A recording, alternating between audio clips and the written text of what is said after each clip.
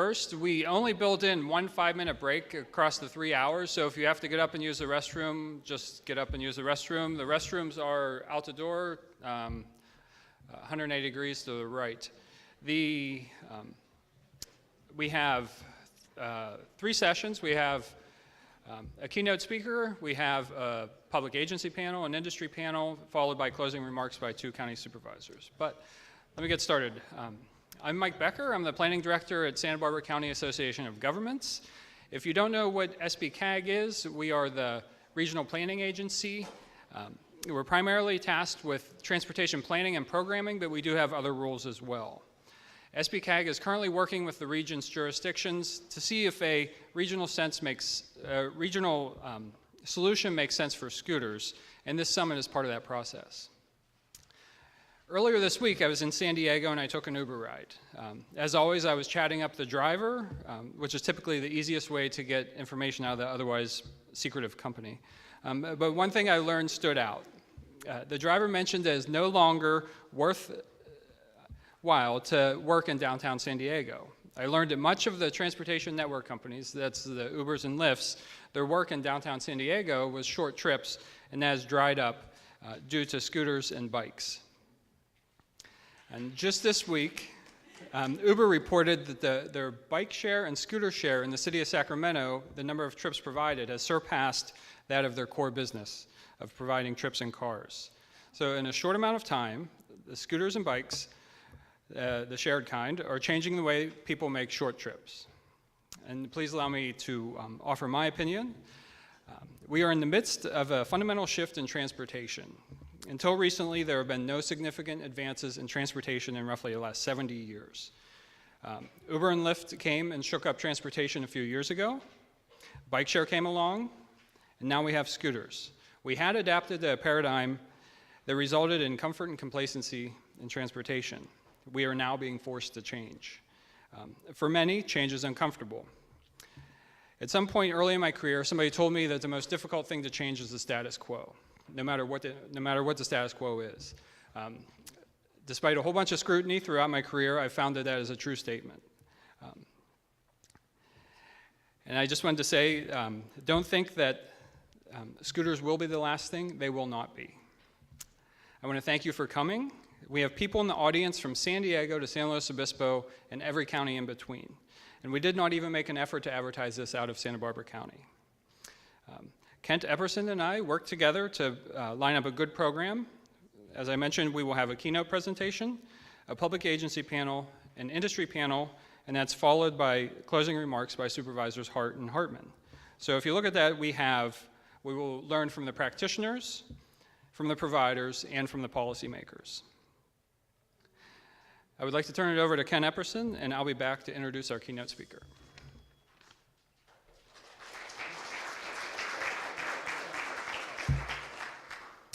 Hi, everyone. So great to be here. Saw a lot of smiling faces earlier. How many people here participated in the demos that we had outside over here? Right on. So really good, a vast majority of you got a little glimpse into the evolution of micro-mobility. When Michael and I started coming together with the program, we realized that a lot of people haven't actually experienced scooters, and it's easy to project out what you think about a scooter, what it might be like to ride a scooter. But we really wanted to give people an opportunity to try it out themselves, and also to show the various models that continue to evolve the micromobility.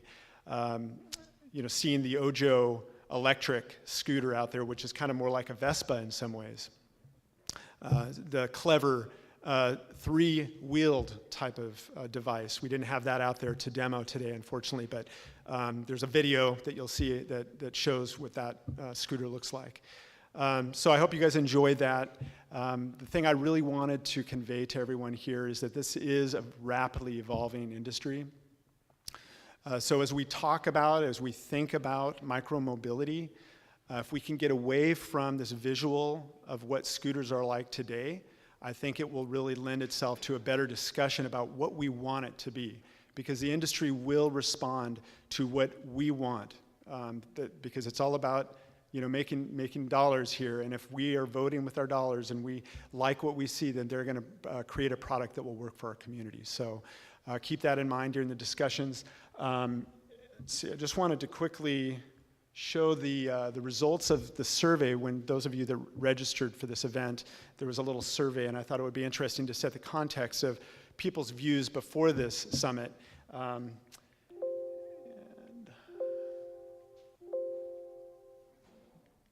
There we go.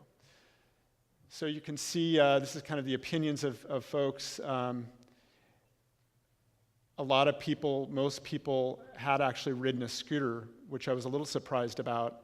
But you can see that there are major concerns with how scooters were launched. I think that that's why we're here today, that there's probably a different model that might work better in our community. And I think the vast majority feel like this kind of mobility option is here to stay. Before we get started, I wanted to just thank the city of Santa Barbara for allowing us to actually bring scooters out into the parking lot over there, because they're technically not allowed right now. But I think that was a great opportunity. So thank you to the city and also the library for hosting us today as well. So Michael, thank you.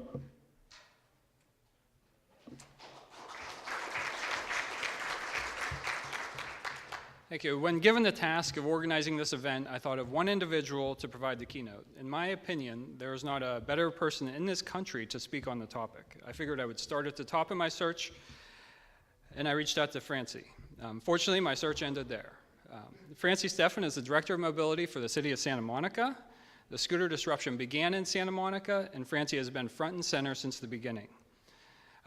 Francie will provide a presentation and allow for 20 to 25 minutes of questions at the end, and I encourage you to please use that time. Join me in welcoming Francie to Santa Barbara.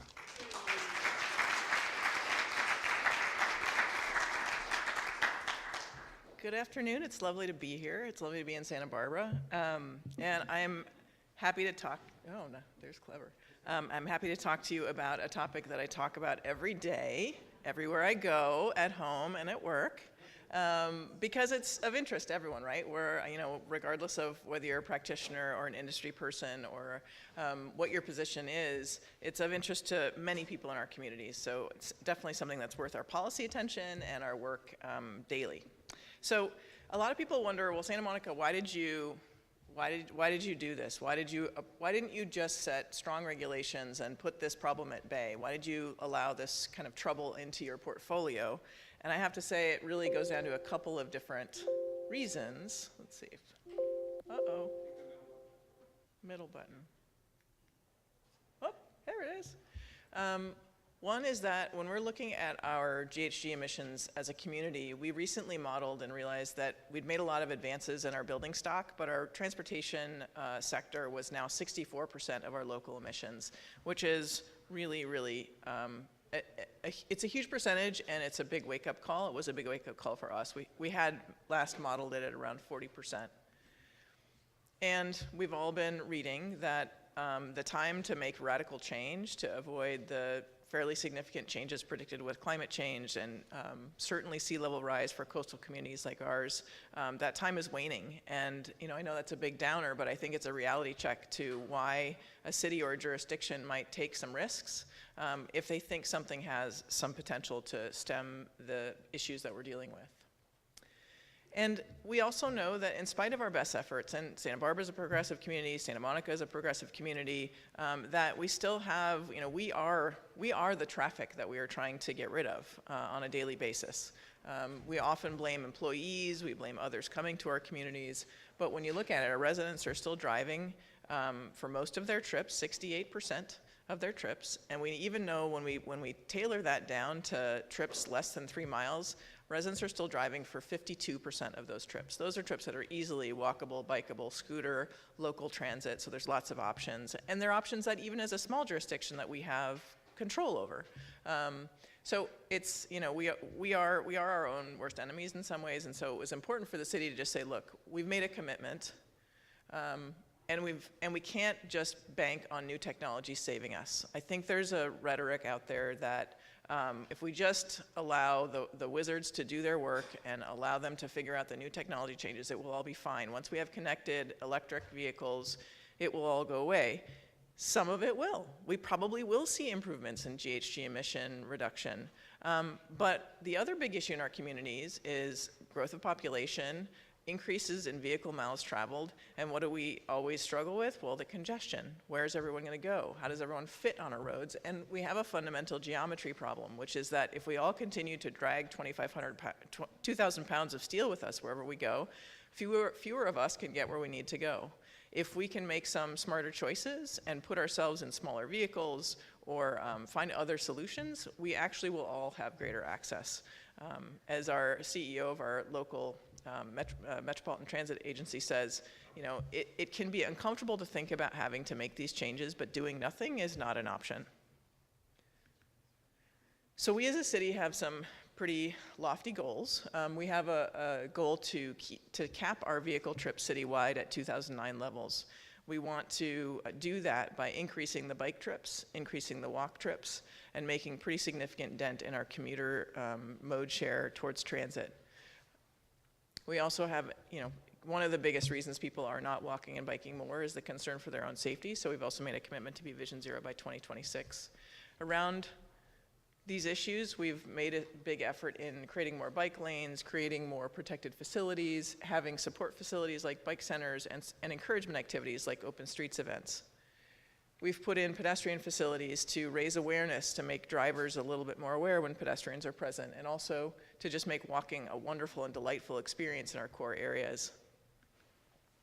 We launched a Breeze Bike Share program 3 years ago, a publicly owned, and we operate by contract, and it's been a wonderfully successful system. We are one of the few systems in the world that has been revenue producing over the 3 years, and we're really proud that with a sponsorship from a local company that we've actually been able to be in the black. So we've been able to provide this service to the public without any subsidy required. And we've made a concerted effort to say, look, we want people to get around lots of different ways, get them excited and enthusiastic about new modes. So that's sort of the why. That's the context. Why? Why did we invite trouble? Well, for all of those reasons, we invited trouble. Well, what were we seeing?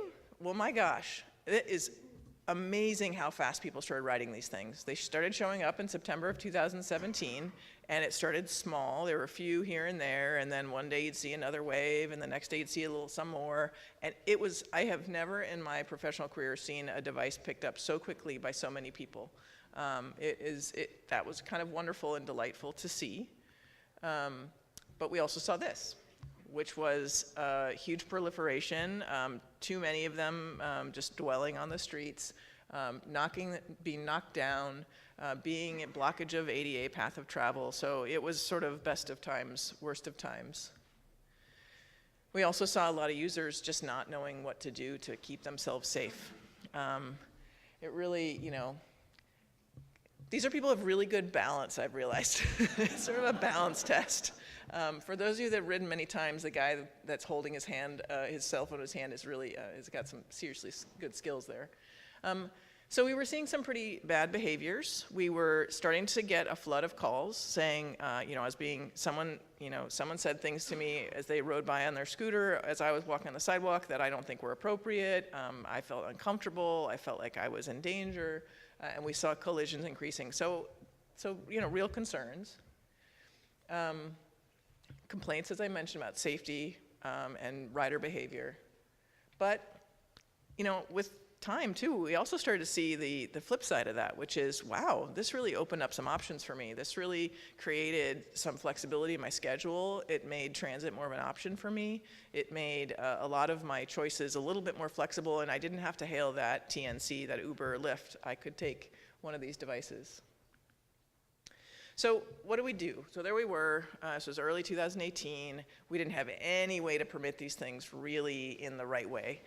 So we kind of backed into a vending permit, which was a way to sort of say, well, we kind of have this way that you can sell things on the street that's sort of similar. We'll do that in the interim. But we went quickly towards the insurance side of things and said, well, but at the same time, we need to require some some higher insurance rates for people. we then said, well, we can't really sit down and create rules for this without talking to people. So we did things like what you experienced today. And we also invited a lot of the vendors to come and just meet with us directly. And they were wonderfully forthcoming about information about how their operations work and what they thought the right size of systems were and how they focus their operations. So that was super helpful. And we also looked at our peers in Seattle and Austin. But they were on the street, so we also had to take some steps to kind of really get at the education issue. So we pivoted and took some existing work that we were doing with a marketing agency to say, could you help us make some information for the public? Because, in all honesty, a lot of the people that were riding on the sidewalk didn't know that that wasn't legal. A lot of people riding the wrong way in the bike lanes just didn't, they weren't people that were regular cyclists, so they weren't familiar with how they were supposed to be doing things. We needed to get the word out to people so they could make the right choices, so they could make safe choices for themselves and others. So we created this campaign. We wrapped the regional trains with the campaign. We put it on our buses. We put it on our parking structures as super graphics. We just tried to get as many eyeballs on this campaign over the summer as we could. And at the same time, we worked with the companies quite a bit on some of the driver's license verification. We sort of were trying to just really prioritize the safety issues we had to deal with. So one was this idea of education. The other was, how do we keep minors from joyriding? And otherwise, riders just who aren't as familiar with the rules of the road and at which that kind of speed can be quite dangerous. So we talked with the companies quite a bit about driver's license verification and talked about kind of making sure that that was embedded in their apps, which at the time wasn't totally built out. So there we were. Okay, we're busy, we're working. It's the summer of 2018. We're busy kind of head down writing these things up. And we thought we would start with goals because this was going to be something that took a lot of different partners, private and public sector and decision maker. So we said, well, we're really looking at developing a new area of policy to the point that this is an evolution. We're on a journey. This is just a stop off on the journey. We want to be able to move quickly but have room for flexibility. We wanted it to be collaborative. As a city, we thought, well, we know some things, but we certainly don't know all, and we have some tools, and we don't have all tools, but we certainly have a much bigger toolbox when we work together. So we want to make sure it was a partnership and allow some testing. So we put out a request for applications. We're a city, so we are required to do some competitive bidding processes so that everyone has access. We put out a request for applications. We got really good response, and we ended up selecting 4 operators. 2 were incumbents at the time, Lime and Bird, that had gotten permits to operate over the summer, and 2 were new players, Lyft and Uber, or Jump, I should say. And we set a launch date. What we did to keep this program flexible was establish administrative rules, and it might be a bit jargony if you're not in the sort of city planning space, but most cities operate based on rules, regulations, ordinances. Well, those usually require a level of specificity that rule out the stuff that I talked about as goals: collaboration, solution-oriented, working with others, being flexible. Ordinance and flexible are 2 ends of the spectrum. So we said, okay, well, we have this system. We can have administrative rules that we post online, and that they can change over the time of the pilot program. So we said, okay, we'll start with that. And our council really, really wanted a dynamic cap. The photos earlier where you saw, tons of scooters in one spot. Well, that's not the goal, but they also wanted to make sure that there was coverage citywide. Similar, probably here, there's parts of the city that you just know that, is particularly busy for commercial activity, both residents and visitors, but commercial activity, and also visitor hotspots. And, companies want to go where they're going to get the most utilization of their devices, which are those areas. But as a city, you're really looking for an equity distribution. You want to make sure that people who are in your lower income neighborhoods that are near your schools and local parks, that they also have access to these devices. So our council said, well, we really want this flexible cap. That created a really interesting new challenge, which is challenging and exciting, which is that we basically, in order to do that, had to have data about what ridership was, because the idea of the cap was, if you demonstrate that your ridership is really high and you need the devices, you actually can have more devices. So that required then sort of this collaboration in how to get the data and share the data. Luckily, Los Angeles Department of Transportation was working on a tool concurrently, and we were able to collaborate with them. Now this is really wonky. I'm not a tech person, but apparently GitHub is where like really cool tech stuff happens.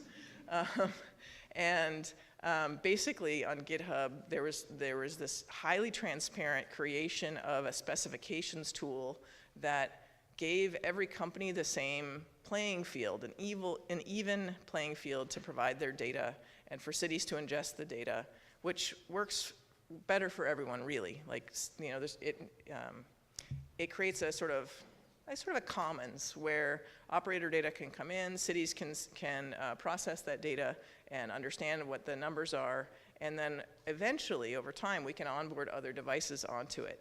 Again, it's very wonky, but think about it this way. At some point in the future, if there are shared autonomous electric vehicles, it may not want to read a sign to figure out if it can park on some particular piece of curb.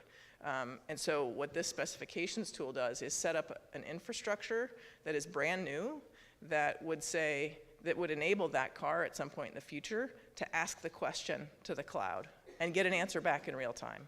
So it could say, can I park here? And it could say, nope, not right now, go another 100 feet. So that this interactivity about how we regulate our street space that is really radical and really exciting. And at the same time challenging, right? Because we are asking, public agencies are then setting the table, which is requiring companies to then change the things they bring to the table in order to fit. But once it becomes standard practice, that will be much easier and will ultimately, I think, benefit all parties. So in terms of operations, well, what did we ask for? We wanted to make sure that there was availability citywide, so we actually ended up setting a geographic boundary of our downtown and said you can only have a third of your things in this geographic boundary.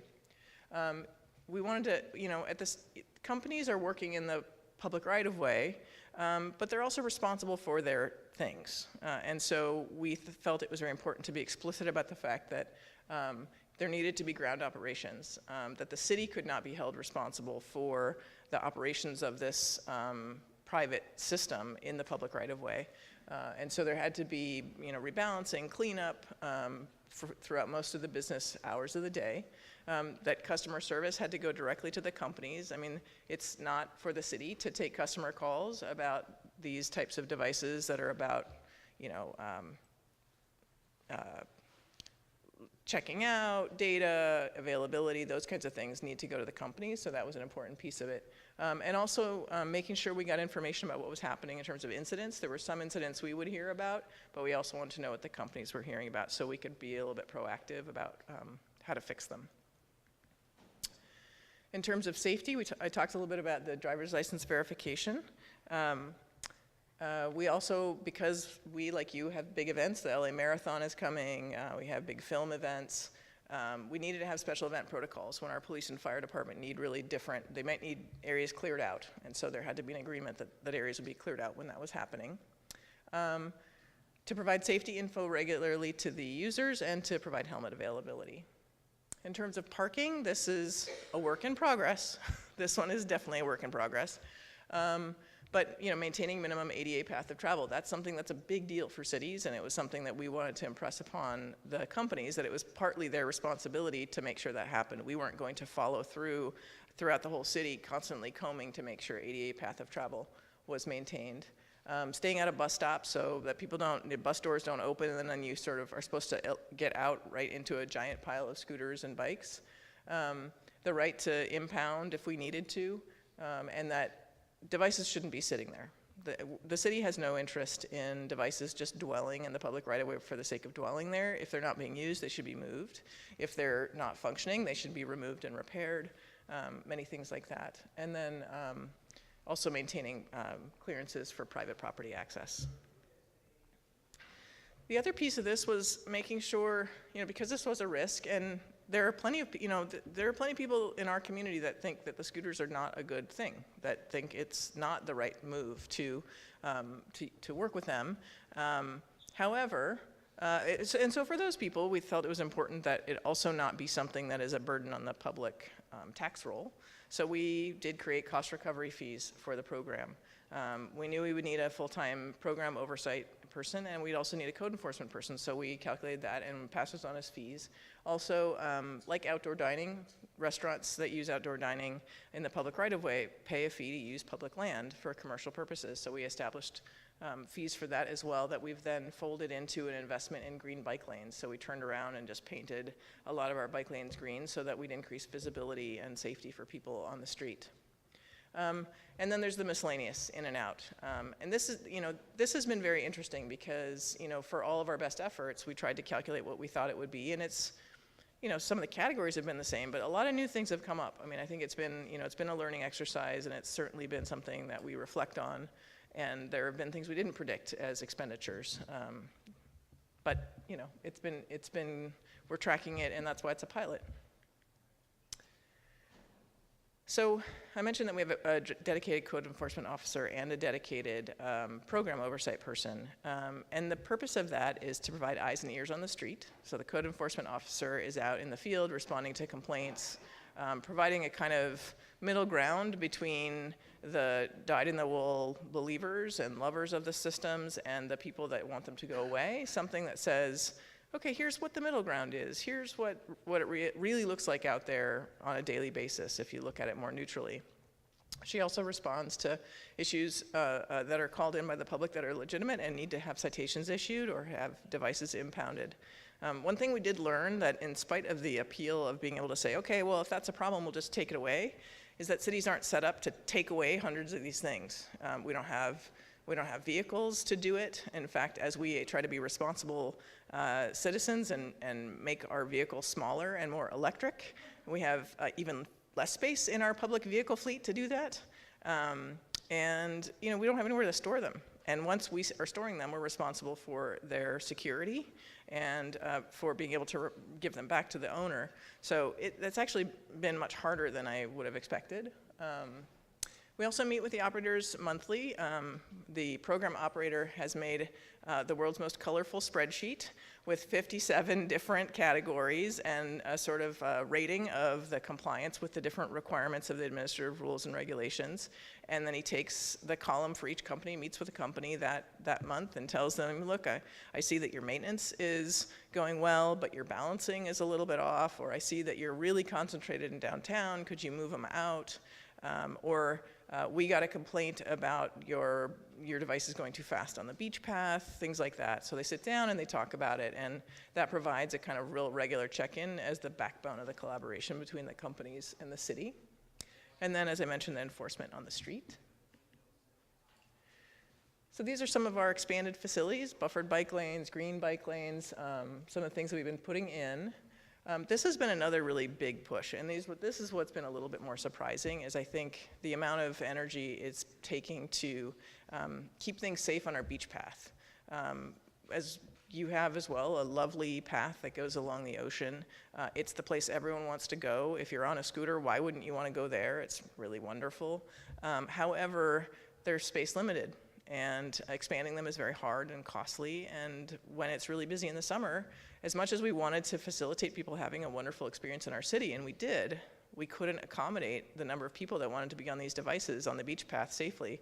So ultimately, our council had to make a tough decision and say, we're going to have to prohibit all electrified devices on the beach path for the time being until we can widen the path so it's big enough that it can really accommodate the demand, which was a tough choice, but it's a reality. And I think, with any of these programs, the important thing is just to be real about what you're seeing, and to be real that the solutions may not be clear, but you can try some things and reflect and adjust. And that's one of the things for us, was getting the word out and making sure people knew, and dealing with the beach path. We also have these funky stencils we put in the downtown for people to try and stay off the sidewalks in the downtown area. And the drop-off and the pickup zone. So our Breeze bike share system that we've had for 3 years was an early smart bike system. So flexible, had mostly geo-fenced parking zones. So it didn't require a physical rack, or didn't require a physical dock, but you could have one there. And we started to basically create for the scooters a similar model, which is a series of spots located throughout the city, both on the sidewalk and on the street, where devices are supposed to be left. And right now, it is not, there's no penalty for not doing so, but there's a lot of people that are just kind of wondering what the right thing to do is, and if they see this, we're more likely to use this than to just drop it off in the middle of the sidewalk. So this is part of our experimentation. Like, what are people going to do when they see this? You know, we obviously message, please use them when you see them. But it's interesting to see how, you know, how many people are, how many people aren't, and what the reaction to these have been. So I think that's been really positive. This is one of the unanticipated expenses, I would say. You know, we spent a fair amount of time and energy trying to cite them and talk to the adjacent property owners, make sure they're aware. So far, we haven't taken out parking spaces, but I think if we're really going to do this, we probably will eventually need to change our streets and remove some parking to accommodate. And our intention, and we have been completely transparent about this in our administrative rules, our intention is that eventually these will be mandatory. That there are a few things in our public right-of-way that get to go anywhere, right? Everything has a place. That's part of sharing a space with other people and other users, is that you make an agreement about what goes where and you stick to it. And so I think that's our stated intention in our administrative regulations. It's what we're moving to. To be fair, as a city, we didn't want to be punitive and say you have to use them until we thought that there was a equitable distribution of them throughout the city. So right now, we're still, the burden is on us, in our eyes, to continue to build these out. We have about 80 of them citywide now, and we continue to build 5 a week. And so for now, we're in conversation with the operators to say, get ready, the requirement to use these, or the incentivization of their use, is on the horizon, which is a big part of it for us. This is not a gotcha game. If we're going to come up with collaborative solutions, it really goes both ways. So we're trying to be transparent and asking the same from the operators. So user survey, this is always the fun stuff. So we did our first survey, and we just actually started tabulating them this week, so this is all pretty new for us too. We put it out just to operators. This was to users. This was not a general community survey about what do you think about scooters. This was, hey, scooter user, what are you thinking about what's going on here, and you know, what kind of trip purpose are you using them for? So it was nice turnout from local residents as well as people from the kind of broader county. Work-related came out much higher than I would have thought, actually. So a lot of people are using them to get to work. Recreation, which although it is cited often by the people that don't like the devices, that it's just a toy, recreation actually came out second, except for the outside of LA County, which makes some sense. You know, those are the folks that might be on vacation, so I hope they're having recreation, right? That's the goal. Have fun while you're on vacation. So I think that was interesting to see. We also asked, what was the mode you would have taken if you didn't have a scooter? So for residents, so the other assertion is it's just replacing walk trips. So some confirmation of that, right? So yes, walking is the #1 thing that someone might have done instead of taking a scooter. But if, at least for Santa Monica residents, if you look at other car or drive alone, that's 50% of the trips. That's not bad. That's not bad. That means that for that time, you didn't drag 2,000 pounds with you. Fantastic. That probably reduced your emissions for that trip. So that was really nice to see. And last but not least, change in behavior. So in this case, its first column is bus, rail, and drive alone.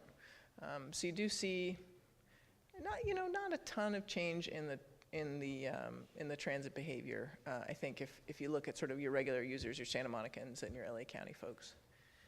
So that was really insightful. We continue to sort of process this data and do cross-tabulation to try and see what other insights we can find from it. So where are we at? Kind of, doing but reflecting at the same time. We really think this is going to be seasonal. We're enjoying a little bit of rain right now, so it's kind of mellow. We're taking advantage of that by sort of adding more of the drop zones and getting ready for the summer. We think that when spring break comes, you probably have this too. Spring break comes and people come from all over the country to have a warm weather vacation. And then once summer comes, we're gonna see levels that we saw last year. So we're starting to get ready for that. We do see that our regular users, they're hearing the message about helmets being preferred. I mean, state law did change, right? So when this all started, it was required to wear a helmet. It is not required if you're an adult anymore. But we do see a lot of regular users that are putting on helmets when they go, and riding in the bike lanes, riding the right direction, kind of obeying the rules of the road. So that was heartening to see. But that's also related to the summer, because we're going to be the place where the next wave of people learn. So that education campaign has to continue. We have to continue to invest in the bus wraps and the train wraps to get the word out. We've also seen that the way that the vendor operates has a big difference in what you see on the street. Some companies are pulling most of their services in-house, so they're operating a lot of and you'll hear about this probably in the panel, they're pulling a lot of their operations into kind of full-time staff. And then others are more dependent on their business model on contract workers or people that are just making it's gig economy. That changes a lot of what we're seeing in terms of the type of devices, how quickly issues can be remedied in terms of drop zones and are people dropping in the wrong place. Because if they're not salaried employees, then obviously there's a communication barrier that's a little bit higher to get over for getting people to do the right thing. We also have seen that it might be time to think about sort of additional generations of the devices that are more durable. As much as I love that they're reducing GHG emissions, I certainly wonder where they're all going, because they're not that durable, many of them. Some additional investment in the design side and the durability side to change parts away from plastic towards steel. A lot of this, some of it has happened in terms of reducing wires. The companies had a lot of wire cutting in the beginning, and so you see fewer wires in the later generations. Also wheel size. At the end of the day, our asphalt is designed for a larger wheel than 12 inches. And while, as seasoned cyclists kind of have a bit of a sense for how to read the road and where not to go and how to position yourself, some people who are less familiar are in more danger because they might hit that pothole, and that's not good for anybody. So I'd like to see a little bit more in the design side of things evolving. And also interagency collaboration is really essential. I mean, at the end of the day, just like transit, just like a lot of our transportation systems, the more that cities can get together and develop the same rules, it's better for the customer, because then the customer knows what to expect where should I drop it, what would the drop zone look like, how often would they be located. It's better for the operators, because then they know what the rules of the game are. And it's better for the cities, because then they're not having to explain themselves to everyone brand new all the time. So that collaboration is worth the time and effort, for sure. And alignment amongst cities on many things. And particularly the risk, if you're a city person, a risky venture is sort of, it's 11 on the scale, because not only do you have the risk of not knowing the right answer, you have the risk that you have so many agencies within the city that you have to get aligned with the same outcomes. So your risk manager, who would really, really just like to say no, just really, like straight up, saying like, well, here's the reason why, and maybe we can do this, and then your city attorney. So it's really, there's a lot of work to be done in-house to kind of make the space to let this happen. And I'm glad that we have made that space, and the credit goes entirely to our executive leadership and our council that was willing to take a huge risk there was no guarantee for them. So I think that all the credit goes to them for that. I mentioned we're going to get ready for the summer. Los Angeles, our neighbor to the northeast and south, is issuing permits this month, March, to 10 operators who can each have 3,000 devices. And they can have another 5,000 if they put devices in the San Fernando Valley. So that's a lot of devices. And we're kind of a little freaked out about it because we're the beach. And it's just inevitable that they're going to migrate.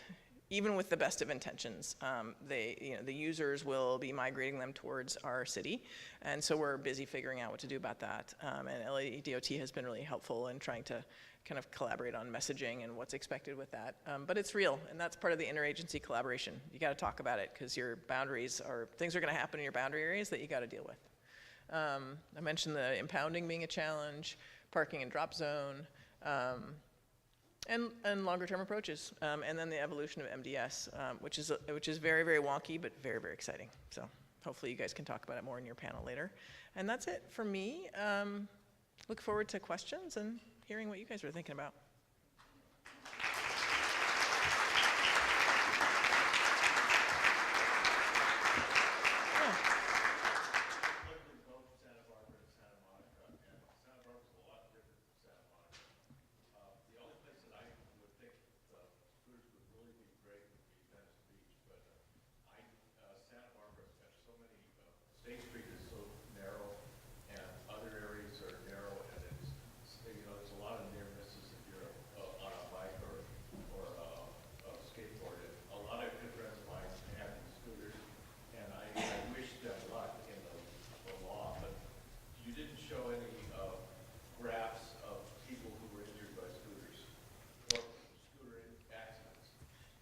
Okay, so statement about, the statement was that there's a big difference between Santa Monica and Santa Barbara. There's, repeating the question for the folks that are working on the video. The comment about the Santa Monica and Santa Barbara being quite different, and also a question about the data around collisions. It is true that we saw an increase in collisions over last summer particularly. Our fire department did respond to more incidents on the street. If you look at it as a ratio of actual trips, it's not as, I think, surprising, because there are collisions of all kinds all the time. This was just a new type of collision. So I think there's some mitigating things to think about there. UCLA put out an interesting study recently about the type of collisions and injuries, the type of injuries that were happening and being brought to their 2 hospitals in our area, with an emphasis on head injury, not surprisingly, and then sort of limb injuries. So yes, those things are happening. Some of them are really tragic and awful, so I don't want to downplay that. But I think it's important to always think about it in terms of the ratio of the trips that are being made. You mentioned that you chose 4 companies over 18 that were submitted. How did you make that choice? Yeah, that's a great question. So the question is, how did we end up choosing the 4 companies of the 18 submitted? We had posted, when we put out the request for applications, we had posted our criteria. And then we convened an in-house panel to review all the applications and to score them. And the highest scoring got the invitation to be part of the pilot program. And the criteria were nothing that would sort of surprise you too much. Was sort of ability to launch on time. That was a big one because we were doing a pilot. So if you couldn't launch for 6 months, it wasn't helpful to the pilot. Ability to provide a durable device and meet California Vehicle Code. Ability to demonstrate demonstrate operational capacity. So. Basically, could you come online? Could you be operational throughout the period? And was your device ready for the road? Back there in the blue. Francie, thank you for being here. Can you speak a little bit about how, I guess, what you'd say the nexus between micromobility and e-scooter share advancement and Vision Zero deployment? Santa Barbara is implementing our Vision Zero initiative, and it's obviously a challenge. So maybe some thoughts on that? Yeah. So a question about the integration, the relationship between Vision Zero and e-scooters. Good question, because I think it's rare it's a rare time when a new device gets deployed, right? And so you're starting from ground zero. Even if you don't know how to ride a bike personally, you probably know someone who knows how to ride a bike, or you have a sense for how you ride a bike or where you ride a bike because you've just been looking. Scooters were like a brand new thing. Nobody even had any clue. And this is where I say that, I think that a lot of people, they didn't mean to do something wrong. They didn't mean to be, breaking the law. They just didn't know what the law was. So I'm trying to look at it as an opportunity. We have people's attention right now. So we've actually unified a lot of our scooter stuff with our Vision Zero campaign that we're launching. So we created a synergy between what we're calling the Take the Friendly Road campaign and Vision Zero. We're going to try and integrate them so that they get to more people's attention. Yeah. Next to you. Hi. Tour. I'm sorry to answer a question, but for injuries, from an epidemiologic point of view, we like to measure them in terms of injuries per mile traveled and injuries per hour traveled. And to say an obvious thing, the safest, even though I'm a green person, the safest injuries per mile traveled is airplane. There's nothing competes with that. The most dangerous is either mopeds or perhaps walking, interestingly enough. It has to do with who's riding and how they're riding. So I would encourage you, and CDC is doing this with the Austin data, to look at injuries per mile traveled and injuries per hour traveled, and then you can put it on a spectrum and find out whether it's safer or more dangerous than, for instance, bicycling. Great. I think we have to also remember, we've invested 60 plus years of making the automobile a cocoon. Right? Give scooters a chance. They haven't had nearly the time. Yes, with the scarf. So I'm wondering, you've iterated and had to adapt so much, and you've done a great job of it. I'm wondering if you could go back, and maybe you've already made these changes, but if you could go back, what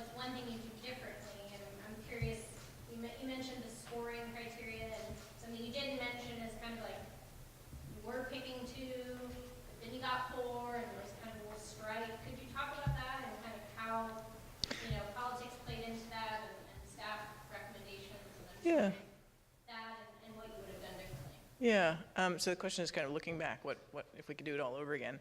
I think you mentioned the selection process. I think I would have recommended more strongly that we issue permits to fewer operators, not just for our sanity, but for theirs. I think sometimes when there's so many, nobody can get to the critical mass that they want of ridership, and it's not good for their systems, it's not good for us, and then you end up having a real tough time in just having an excess of devices out there, because there's, each one has its own app, each one has its own kind of luring process to invite people to use it, and I think having 4 instead of 2 has been more than twice the amount of work for everybody. Yeah. In the back. Have you been keeping track of any statistics or been collecting any statistics on the usage of, or on the ecological efficiency of the charging process? I've seen some pessimistic figures put together that it could require as many as 27% of the scooter rides directly replacing car rides in order to like essentially overtake the usage of the large trucks that go around collecting all the scooters in order to charge them. Right, yeah, so the question is about sort of the life cycle efficiency and sustainability of systems. I think that is a very important question, and I think that people with more experience in life cycle modeling are and will and are kind of digging into this, and I am going to be really interested in what they come up with, because I think you're right that the operational model makes a big difference in the emissions, and yet I think here's a nuance that I think could be interesting in that kind of analysis, is a system that has a maintenance model where they have their own staff drive around in big trucks, may be emitting more in terms of the truck miles, but may actually be holding on to the devices longer, so the lifetime emissions from the product might be much less. So this is a sort of so many inputs here that I think it's really tricky. I mean, one of the things that we did early on with our Breeze bike share system is they were doing balancing with an electric GEM vehicle. And I think that was really exciting for us, because then we got to sort of say, well, we're really trying to actually make balancing a very sort of emission reduced function as well. The market on electric light industrial vehicles is getting much better. So I think as we see that industry maturing, you'll see that we start to turn around and require other industry participants to use those vehicles. Right now, I think we're just at the point where our council is starting to sort of go, hey, what do you think about requiring all commercial vehicles to be electric? It's a little early, but I think we're going to see good progress there that I think will help that. But yes, we're not doing the modeling because it's too much in depth for us to handle, but I'm definitely excited to see what comes of it. Yeah, right here. We're struck by the fact that about a third of your ridership of commuters are going to work basically with scooters. So do you have any data or ideas about connecting public transport to the ultimate destination people are going? Because obviously that gap is often an impediment to using public transport. Yeah, our survey could have been a little bit more refined, I think. Sorry, the question was about sort of connections to public transit, and I think our survey could have been more refined to capture more of that nuance. We'll do that probably in the next go-round. For us in particular, I wasn't that surprised about it, because our local service for bus is not as attractive. The attractive distance to go on our local bus system is probably 5 to 15 miles. Because of frequency and the way that the routes run on major corridors. Our north-south connectivity and kind of short trips within the city is just not that efficient on our bus system. So that didn't surprise me locally, but if you have a different type of bus system, maybe you would have a different experience and a different result in terms of what people are riding to. I do think that it helps, the way that in LA County, the sort of macro approach to transit is to take the major big corridors and to run rapid bus service on them. That means, and to get the efficiency in the high frequency, is to make the stops much further apart. So I do think that particular to the LA transit model, these types of devices are really helpful, because it really can be that last 3/4 mile that's your barrier. So I think to that extent, it's real positive in the local area. Yeah, in front. Is there any effort similar to this one to coordinate the regulatory approach interjurisdictionally with City of Los Angeles and with other cities in the LA Basin? Rudimentary, so the interagency coordination was the question, and there's our county transportation agency doesn't seem to be taking the lead. They sometimes try and lead on some of the sort of modeling of the regulatory structures. In this case, we're trying to do it more sub-regionally. We ended up working through the cities of Santa Monica, Beverly Hills, West Hollywood, and Culver City are all part of a sub-regional council of governments that has a joint powers authority. So we worked within that group to, for example, have unify our bike share systems. So we're trying to do a little bit of that through scooters. It's not as far along, but I think this is a good place for that work to happen. Like if I had an endless number of hours in a day, I think I'd spend a lot more time on that, because I think that function of transit management or transportation management is under addressed in, at least in LA County. I mean, Santa Barbara is quite a bit bigger, but at least in our area where there's all these little islands, I think that we would serve the customer better to think a little bit more in terms of the 20-mile circle.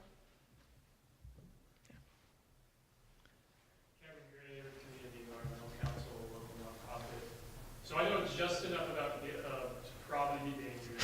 It's my understanding that you can basically clone code on there, and it's open source, so you can create your own copy basically, and then turn it into a new city's framework for information sharing and data sharing for scooter use.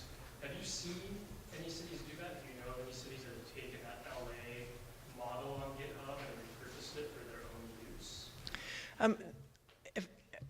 You're probably like 10 steps beyond my sort of ability to talk about tech, but is my understanding of the mobility data specifications is that is exactly what is desired, is that the idea is that platform, that you use that platform and everyone uses the same platform, and so using it for your own is exactly what they want, or what the idea of it being successful is. Particularly that it not be stuck at a certain versioning, right? That you stay constant with the current versioning. And so as definitions are refined and status change kind of criteria are defined, that those are shared by everybody. So that's for sure the intention.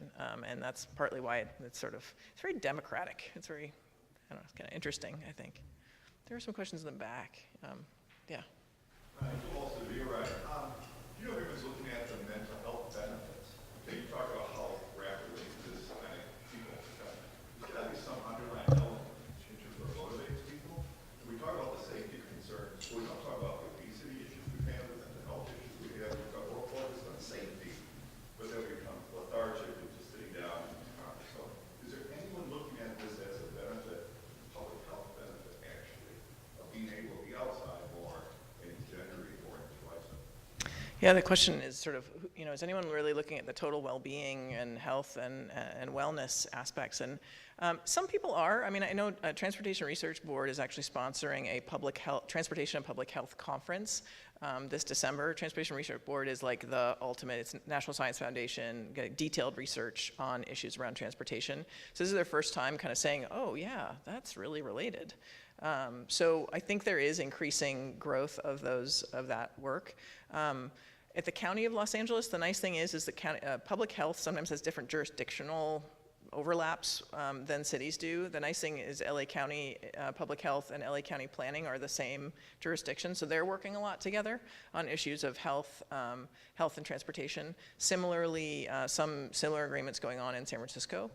So I do see in areas where the health agency and the jurisdictional agency overlap that those have gotten together and are doing it.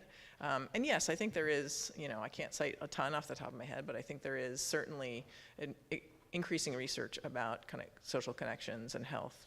I know for us, we have a well-being index, and one of the things that we as the transportation planning group talk about a lot is the fact that if 40% of the people don't know their neighbors, that's a challenge when you have a public health problem, or you have an emergency, right? You have less resiliency in your community if you don't know who your neighbors are, that if you take public transit or public transportation, you inherently start to know your neighbors because you see them on a regular basis. So that's one of the ways we have been messaging a lot of the work we do, without data, but at least with the intent. Yeah, in the way back. Thank you, great presentation. Ed Brands with the Bike Coalition, Central County. Question, basically, how have scooters and bikes so far sort of complemented each other in leadership, and then also competed with each other and conflicted with each other? Yeah, so what's the sort of relationships conflicting or complementary between scooters and bikes? Certainly conflicts in the lanes is what we see.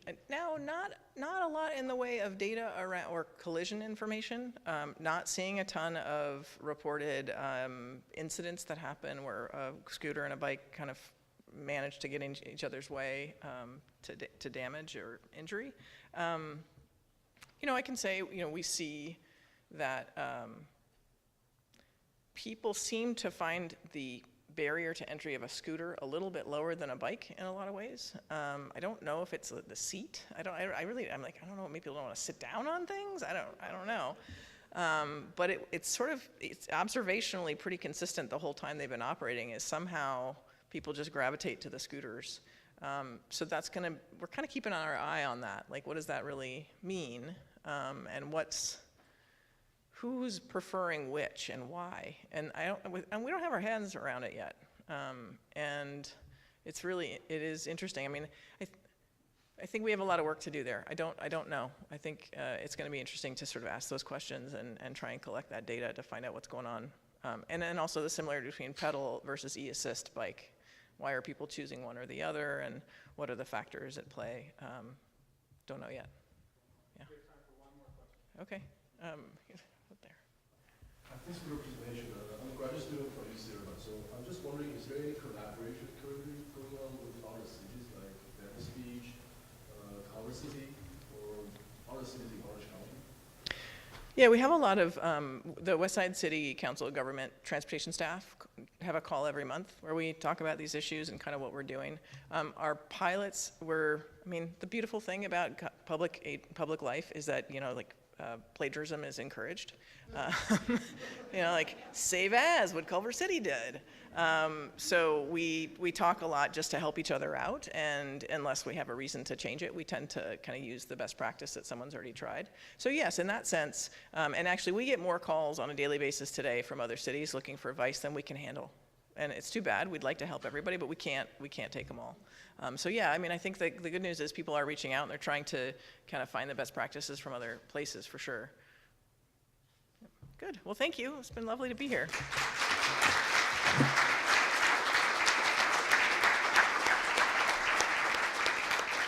All right, thank you, Francie. That was everything that I wanted to hear and more. I think you've surpassed my expectations by far for this. We're going to transition now to the public agency panel, so please just give us a minute to get set up and make that transition. Thank you.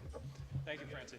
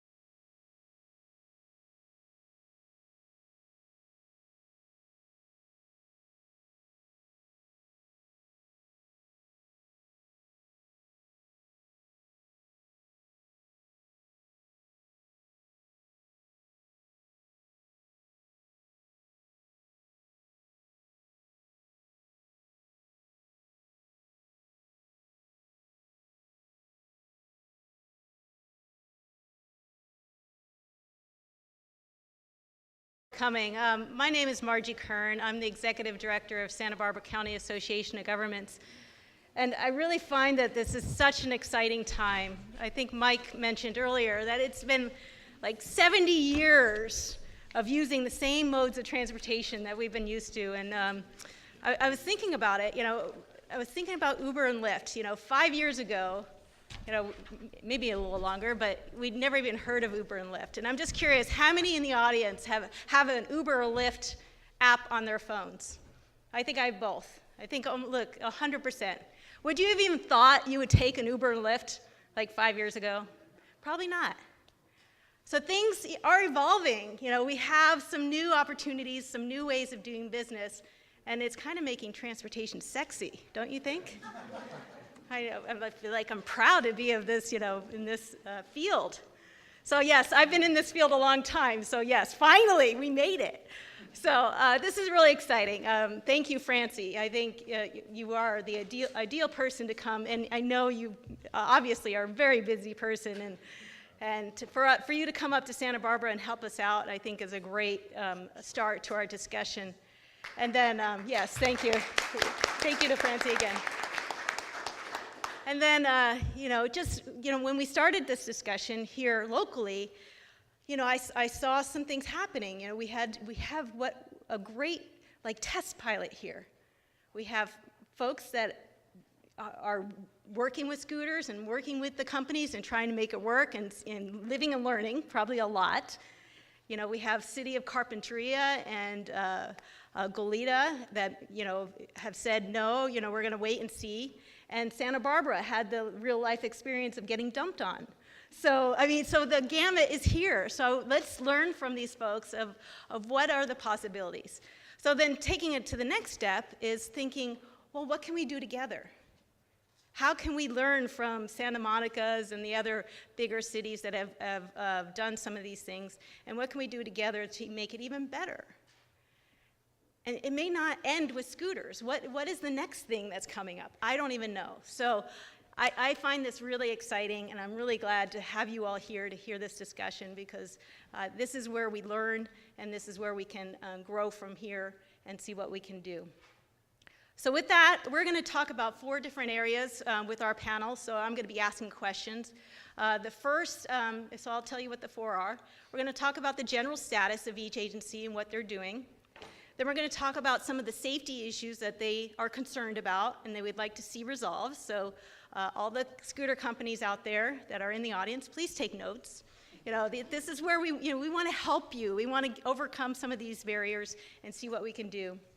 And then we want to talk about the regional approach of how we can come together and work together. And then other bigger picture questions. Where do we go from here? What is our role in all these things that are new and upcoming? So with that, I'm going to ask each of my gentlemen here to introduce themselves and to give a general status of where they are with scooters and how they're doing, and then we'll go from there. So Gary, I know you have a PowerPoint, so do you want to try to do that now, or do you want to just introduce yourself and then? Let's do the introductions. Okay. Okay. My name is Gary Smartin with the County Santa Barbara Public Works, and we're currently permitting scooters in the county. Right now, we just have them in the Isla Vista area. Hi, I'm Peter Imhoff with the City of Goleta. The City of Goleta banned scooters late last year under an emergency ordinance, so at this point there are no shared scooters in Goleta. Hi, Rob Dayton. I just want to say thank you, Francie, for that presentation. It was pretty awesome. So in Santa Barbara, we had the Rogue launch by Lime, and we had an emergency ordinance where we were rolling out in that process of the Rogue launch. So we compensated their scooters, and then we followed. So the council made a decision to do a pilot program with the staff investigating more about what it would look like on Santa Barbara streets. We did that. We went back to council just recently. We didn't ban scooters. We actually asked that we are putting requirements in place that the scooters would be more stable platforms and not have quite as many collisions with yourself. The most frightening thing about it is the UCLA study that came out with the collisions that were presented in that study which were far more than bicycle and peds. The bicycle and ped collisions were what you would look for, like a car colliding with a bicycle or pedestrian. But with the scooters, it's actually 90% of people just falling off the scooter. So that is a real big challenge we presented to the council. So that, number one, we'd want a platform or a vehicle that actually is a little bit more public safe and secure. And then the second thing is we don't have, I know we were talking about Santa Monica and some of the challenges for public agencies. Just managing the right-of-way is a challenge with the bandwidth that we have now, the amount of staff we have now. And so we don't want to be in a position of taking our resources that we're using for public use now and then being the police of scooters. So in the pilot program, the council approved that that the scooters, if we should get to an opportunity to have a pilot program, those scooters must actually turn off by themselves when they get on the sidewalk, so that we don't have to enforce it. The sidewalk just the scooter would not even operate on the sidewalk. So we didn't ban them. We have a pilot program. Should the vehicle technology get there, that's where we're at. Okay, great. Thank you. So with that, I'm going to let Gary have a few moments to talk about Santa Barbara County and what they've done in the Isla Vista area. Yeah, thank you. Yeah, I want to kind of give a brief description of what a scooter is, the laws, where we're at with the county. I thought that'd be best if I had a slideshow show with you so you had some visual images. But I'm going to start with the county's Public Works Transportation Division's mission statement. And our mission statement is to provide a clear path, smooth ride, and safe trip for the traveling public. And that's for all the legal vehicles. And what is a motorized scooter? A motorized scooter, by the vehicle code definition, is a two-wheel device that has handlebars, a floorboard designed to be stood on upon when riding, but can also have a seat and is powered by electric motor. And these are examples, all examples of legal motorized scooters. These are what scooters, state laws on what scooters can do. They can ride on the road, public roads, ride on a Class 1 or Class 2 bike path, park in the road right-of-way, including sidewalks and parkways. What they are not allowed to do is ride under the influence of alcohol and drugs, ride at night without lights and reflectors, ride in the middle of the road, in most cases, operate at a speed in excess of 15 miles an hour, and then they're prohibited from riding on streets with speed limits greater than 25 miles per hour. And if there's a Class 2 bike path, they can ride on a higher speed road in the bike path. They passed a law in January that local agencies can up that limit to 35 miles per hour. The county's not looking at that right now, entertaining that. You can ride without a helmet if you're over 18, but under 18 you have to have a helmet. That was also changed January 1st. It used to be everybody had to have a helmet. You have to have a driver's license. You can't ride with any passengers, just one person per vehicle. And then also you have to have at least one hand on the handlebars. I don't even know how you would do it without your at least one hand on the handlebars. Riding on a sidewalk is prohibited unless you're just crossing it to get in and out of a driveway or parking it. And then leaving a motorized scooter where it's blocking the pedestrian path, which, just like Santa Monica said, 48 inches. You got to remain clear on the pathway for it. And then there's a lot of other laws that I won't go over, but there's a lot of rules and regulation for these things. Why did the state even legalize these things? They were only legalized about 10 years ago. These devices were not permitted on the roadways at all. But they legalized it because they saw that there was a need to try to address the traffic congestion issues, especially in the cities, and that the current mode of transportation is not sustainable. We need to do something to help people get out of the cars and be driving alone in cars. Also, they did give scooters the protection.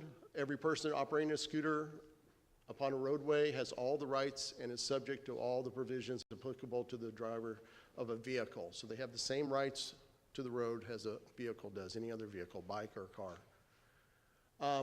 Now going into what the county, kind of the history on the county, over the years, we didn't allow any business in the public right-of-way, but over the last 10 years, we kind of changed that. We have outdoor dining for the last few years in Isla Vista. We allowed food trucks and some vendors in the public right-of-way. We had zip cars operating in Isla Vista, so share cars that were allowed to reserve parking, and then we have special events in the public right-of-way too. So those were all things that have been happening. We looked to expand that program, and just about when we were ready to go to the board with the expansion of the outdoor dining and some other things, the scooters came to Santa Barbara. And so that kind of changed it and expedited the whole process for us. They were dropped in Isla Vista in September of last year. We went to the board in November to try to put some rules and regulations on. The board permitted that. County Public Works could permit those and charge fees for them and impound them if needed. In December, we started taking permits for the operation of them, and we're right now in that process still. So last year in November, we went to the board to change the county code. Like I said, we added the e-bikes and scooters to our county code. We also took out a law that was written in 1903 that prohibited bicycles from anywhere on the roadway or public right-of-way. We finally repealed that. It only took 100 and something years, but we got that law off the books. So bikes are now legal, won't be ticketed for riding on the public right-of-way. So the fees we charge at the county for having any one of these type of uses of the public right-of-way is a $500 for an annual permit. Then we have a monthly per vehicle charge. If the vendor wants exclusive use of the public right-of-way, so a reserved spot on the sidewalk or in the road, then there's additional fee for that.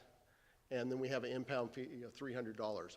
We will only provide use of the public right-of-way where we have excess public right-of-way. So if we have a sidewalk that's 48 inches or less, we're not going to allow any parking on it. If we have a 6-foot sidewalk and have a zone for street furniture or something, if there's available spaces in that, it may be on the sidewalk, or we have it in the roadway.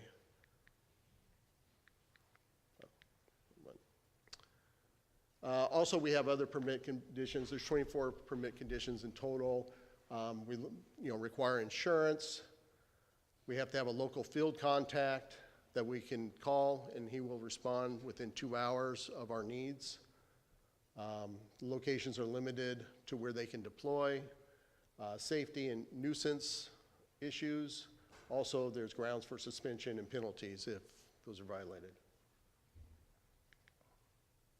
We set up different zones in the county for these devices. In Isla Vista, which is the little zone at the very bottom there, zone 2, we allow 450 of the devices scooters. These are scooters. In the other areas in the county, we're only allowing 200, and then zone 2A, we had 50, because that was originally all one zone, and we pushed the scooters down to Isla Vista. These numbers could change as we move along, but right now, we're just trying to figure that out. We're still on the learning curve with what's the sweet number for the amount of devices out there. And then one of the challenges we have, which is the same thing that other public agencies are going through, is how do we educate the public on what to do, where to park, whatever. These are the MUTCD signs, the California Manual for Uniform Traffic Control Devices, which is our guidebook for what signs are allowed out in the public right-of-way. And as you can see, there's no scooter signs. There's bike signs and car signs, but there's no scooter signs. And I've addressed that at the federal and state level, and right now nobody has an interest in even talking about it. We're working with Santa Monica. Jay in Santa Monica has been helping us with what they're doing and trying to get some sort of local agencies to get a uniformity and maybe take it to the California Traffic Control Devices Committee at some point for testing and approval. But it's a learning curve, and we're on the very start of that learning curve. And it's probably something that's going to be around for a while. I don't know where we'll be in 5 years or something, but they're here now, and we need to address them now. They're legal. We can regulate the operation of the business in the public right-of-way, but the scooters themselves we cannot ban or prohibit. They are a protected and legal vehicle. Thank you.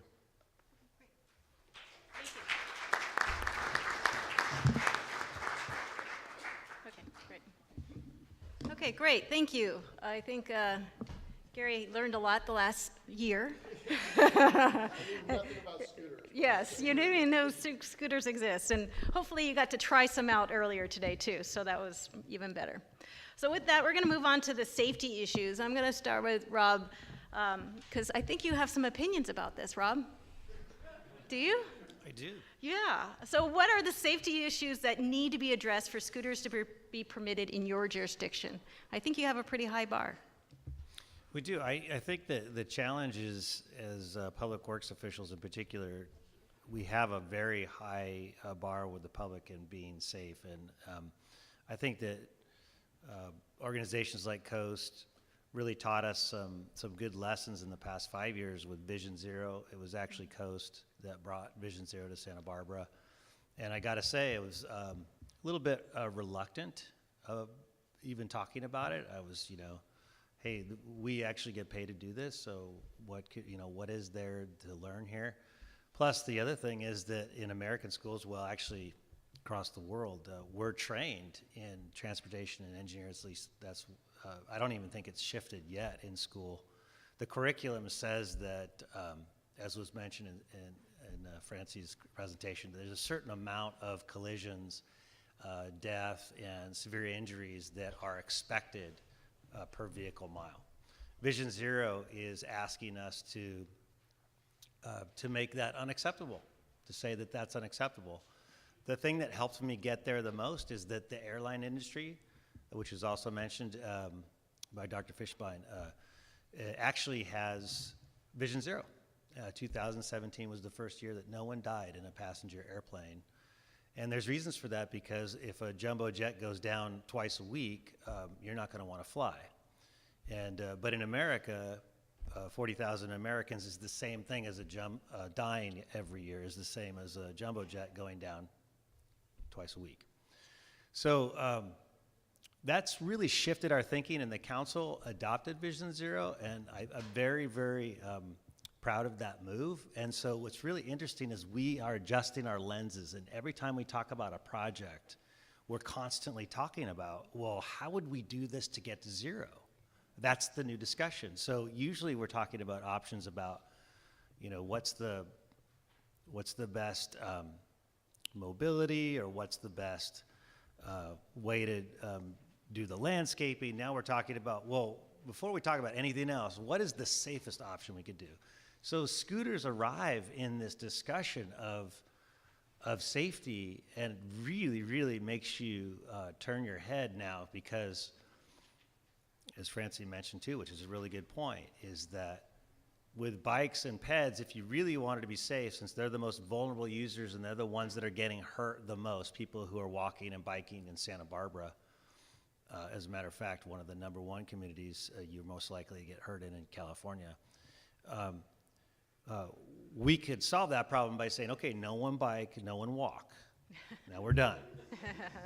But obviously that's not appropriate, and our policies say we want to increase walking, we want to increase biking, we want to have people more healthy, have their lifestyles better, and walking and biking, moving for transportation is a great way to get there. So when we look at the scooters, it was really challenging for us, because we're seeing all this data.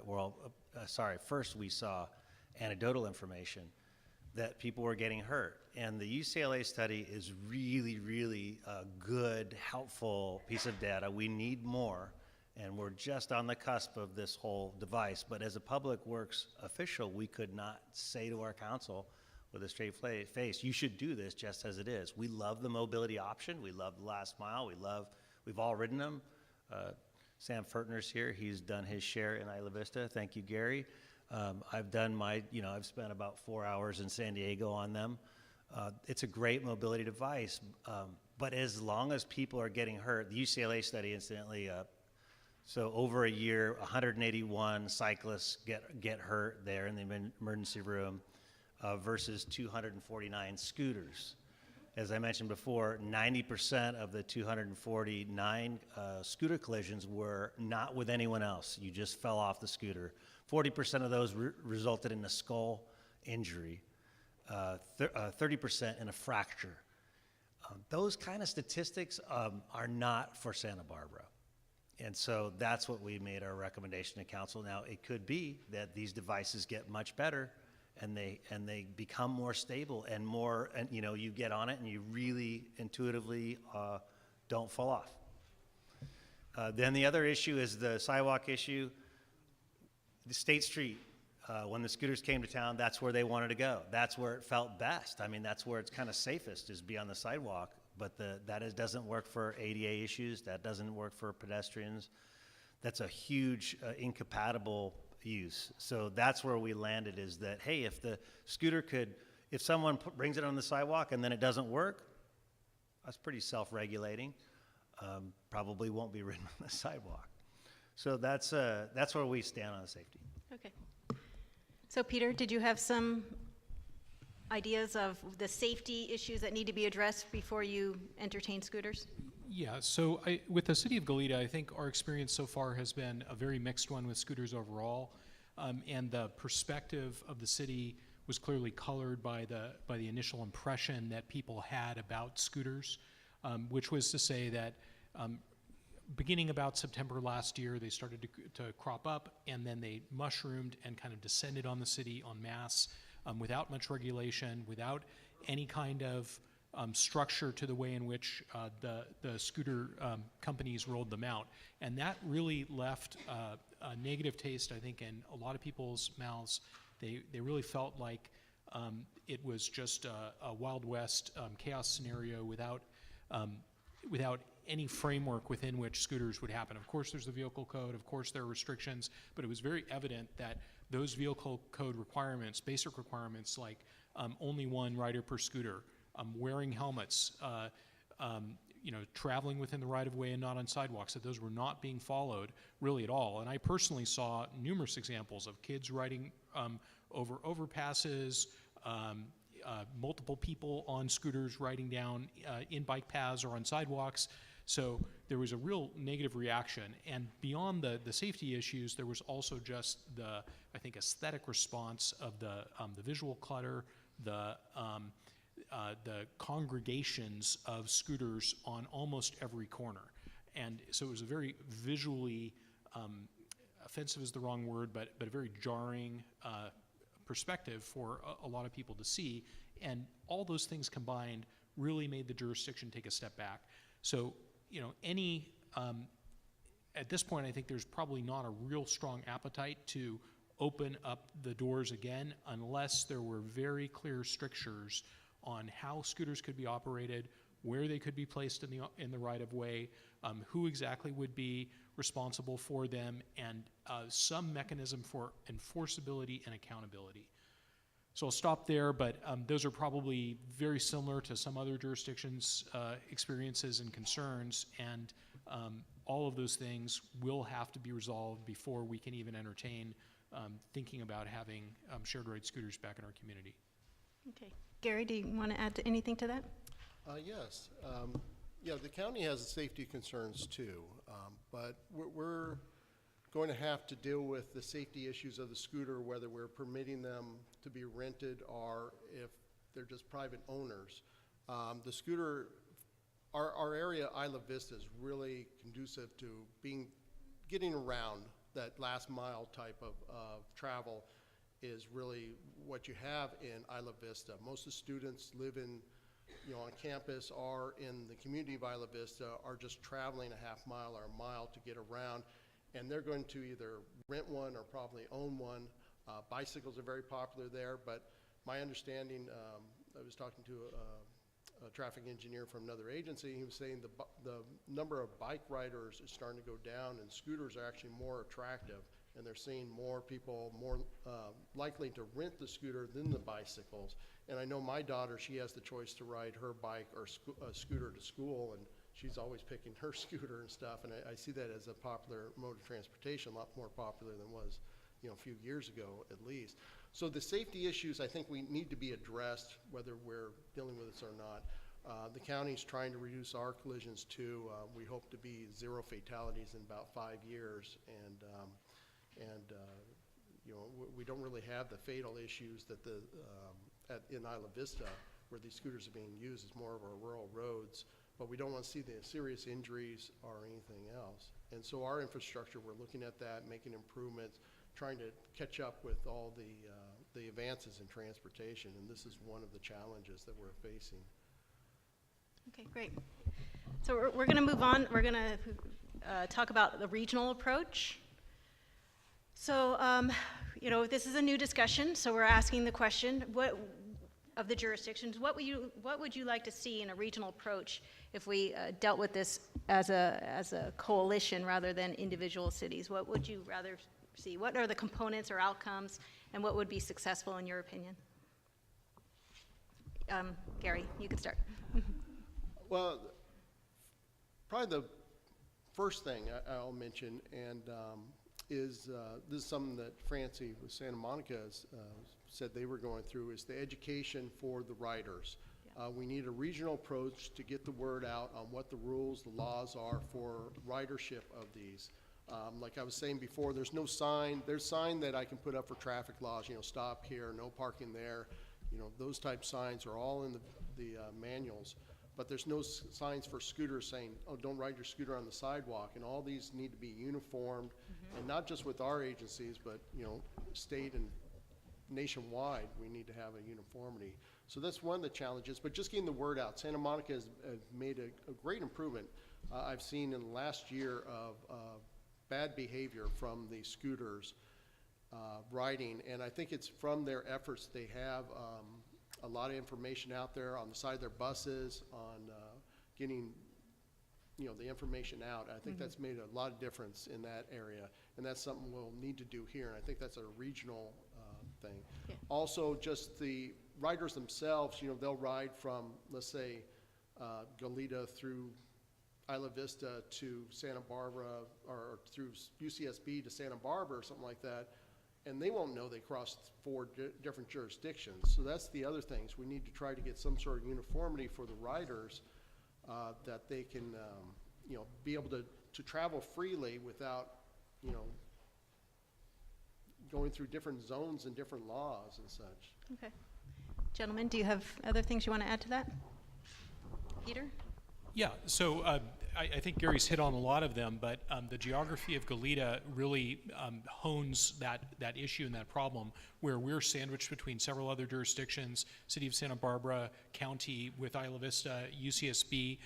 It's very important that any program of shared mobility devices, whether it's bike share or whether it's scooters, that there be some kind of uniform approach, for the simple reason that Gary mentioned, that these vehicles are going to cross jurisdictions, as well they should, because there are destinations within the city of Goleta that are very natural for UCSB students or others living in the county or city of Santa Barbara airport to come to, and we want them to. We want there to be easy circulation.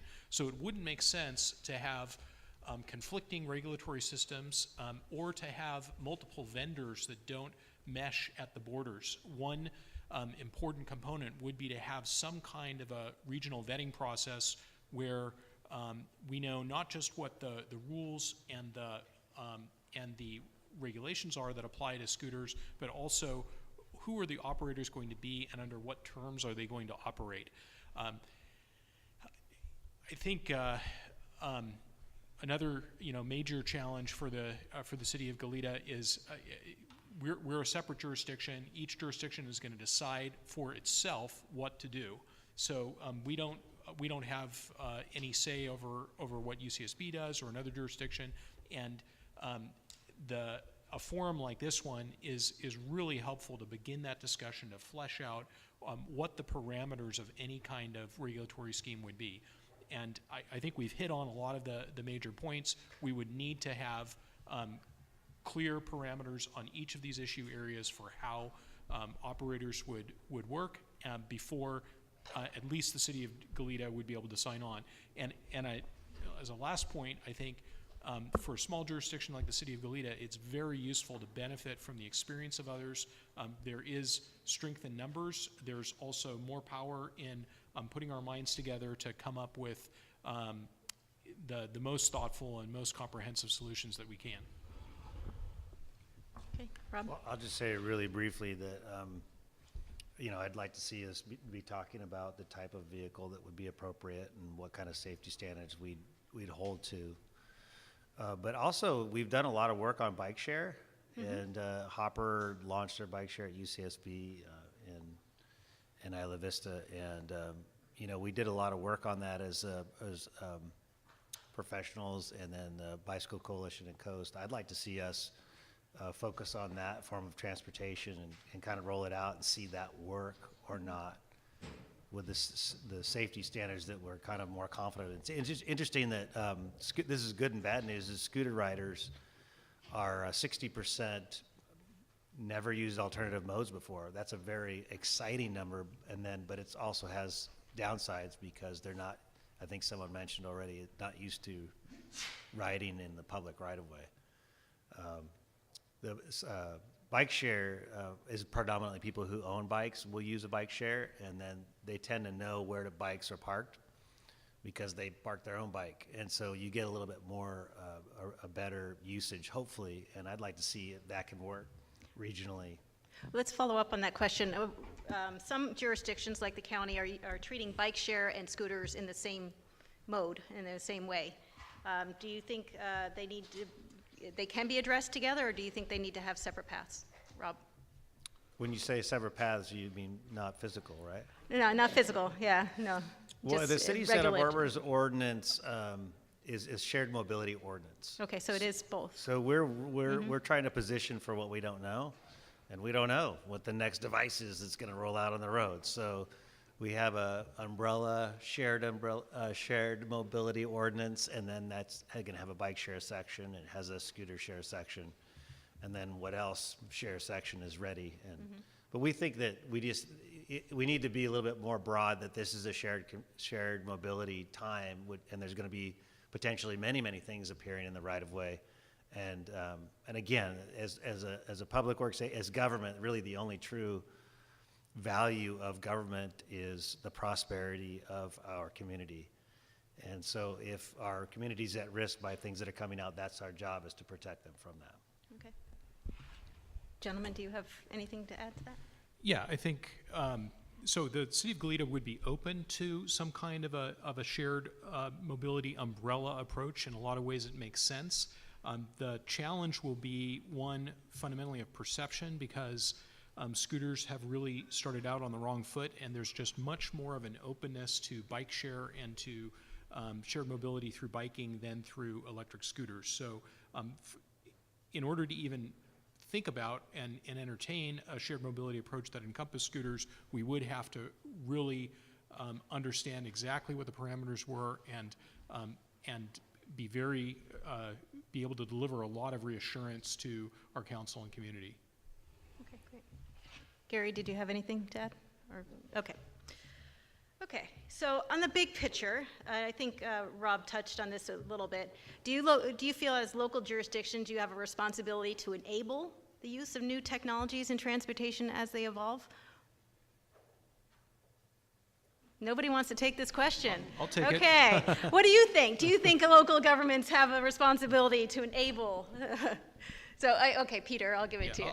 I'll jump back in. I think we have a responsibility to further the policies that our jurisdictions have adopted, and there are many policies that relate to transportation, to air quality, to livability that implicate how we get around. So, certainly, if we've set for ourselves a goal of reducing greenhouse gas emissions, or of furthering public health, or of reducing congestion, then anything that gets us to those goals is worthy of consideration, and we do have a duty to pursue those goals. So it's really not shared mobility for its own sake. It's for the purpose of achieving other stated public policy purposes. Good answer. Good job. Thank you. Okay. Anybody else want to tackle it? Okay, got it. So maybe this is, in the end, do you feel that the shared electric scooters will be a benefit or a burden on your community, or for the South Coast in general? Yes. It was an or question, one or the other. Benefit or burden? Which B? They're definitely going to be both. I mean, and each agency has a different impact on that. Isla Vista is more conducive for these scooters. We have all of our roads are 25 miles per hour. The drivers out there are used to having a high volume of pedestrians, skateboards, Yes, yeah. bicycles. The cars go very cautiously down the street. The sidewalks, where there are sidewalks, are probably not going to be ridden on. They're going to be good. Santa Barbara, Rob mentioned a lot of this. You put them on State Street, and a lot of users are going to be riding down the sidewalk, probably through the Paseo Nuevo Mall on these scooters, which is not appropriate at all or legal. And so they're going to be a challenge, but they're also a solution to a lot of the problems. Hopefully kids will, in Isla Vista might leave their cars at home because they have this additional solution, on top of their bikes, the buses, and, other modes of transportation.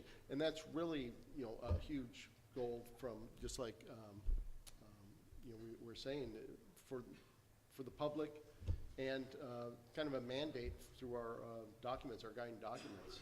Okay, so it's a third B, the both. Okay.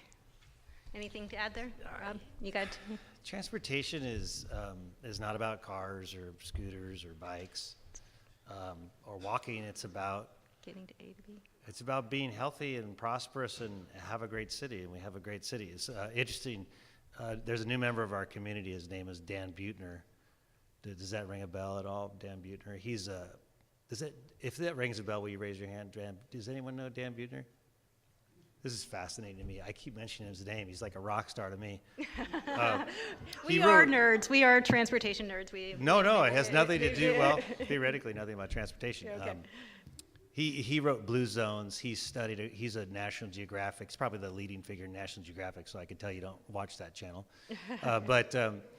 But he wrote Blue Zones, and he studied Blue Zone is an area in the world where people are living longer than any other place, and they're the happiest places on earth. So he brought a cohort from Texas, Austin, Texas, on Saturday. We gave him a bike tour. It was actually a U.S. Senator and actually Matthew McConaughey, which being on a bike ride with Matthew McConaughey is kind of cool. But we were looking over, we took them all across the city and showed them what we were doing in transportation. They were interested in what they could do in Austin to be like Santa Barbara. And we were standing over the east side bridges that we had just done, where we didn't do vehicle bridges, we did bike pedestrian bridges that really are connective to that neighborhood on the Lower East Side. And someone asked, well, so why did you do these bridges? So like, what's the purpose here? Why didn't you just put in a vehicle bridge? And I'm just like, well, this is all about the happiness and prosperity of this neighborhood, and this is what's going to engage this neighborhood in terms of healthy, active engagement with each other. It's not necessarily about transportation. I think that's what we need to keep in mind with these scooters, that there's a very exciting thing for our community in terms of fun and happiness and prosperity and trip making. But if it can't be done safely, then it's going to end miserably for many, many people. And we are the regulators of that, and clumsy sometimes and slow for sure, need to be in these groups and talk about these issues more so that we can get it right, but also do it safely. So the promise is great of shared mobility in general and specifically scooters and bikes, but the track record so far makes it appear that, at least with respect to e-scooters, it's more of a burden than a benefit. So much more has to be done, and it's impressive to see what other jurisdictions, City of Santa Monica, City of Santa Barbara, have done already, but before we can get to the point where we're assured that it's a burden, or assured that it's a benefit, and we certainly hope that we move in that direction and that we realize that vision and that promise. Okay, so this is your last question, then I'll open it up to the audience. Okay, based on what you know right now, can you forecast your jurisdiction's relationship with scooters in 5 years? 5 years is a long time. 5 years. Gary?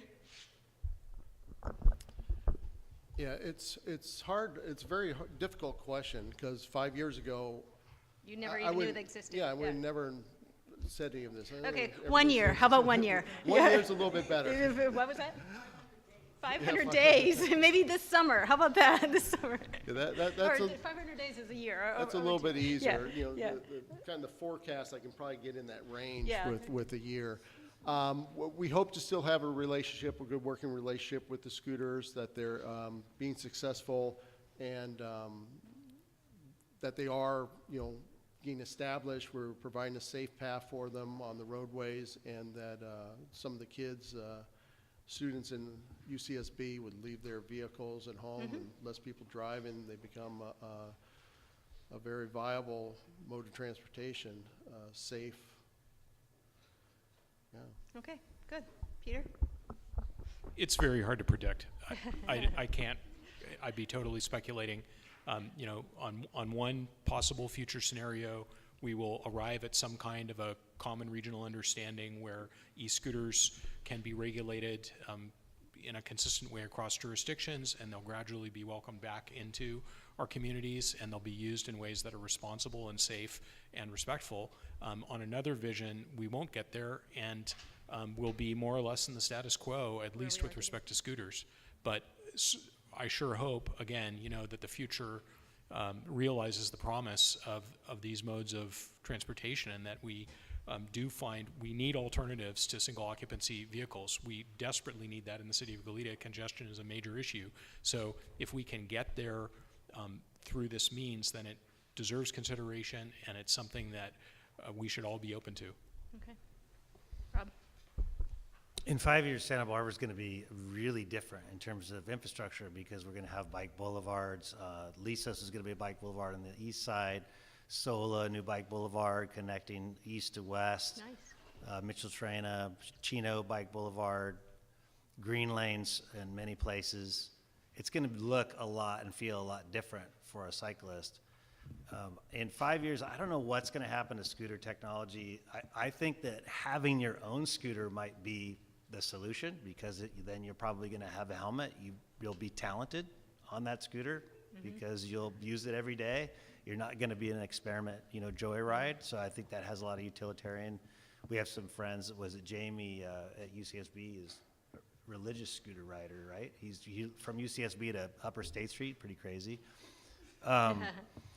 You know, and I think electric bikes are going to really change the way we get around. They're really coming on fast. I see them coming down in price significantly, and I see a lot of Santa Barbarans moving to that mode of transportation.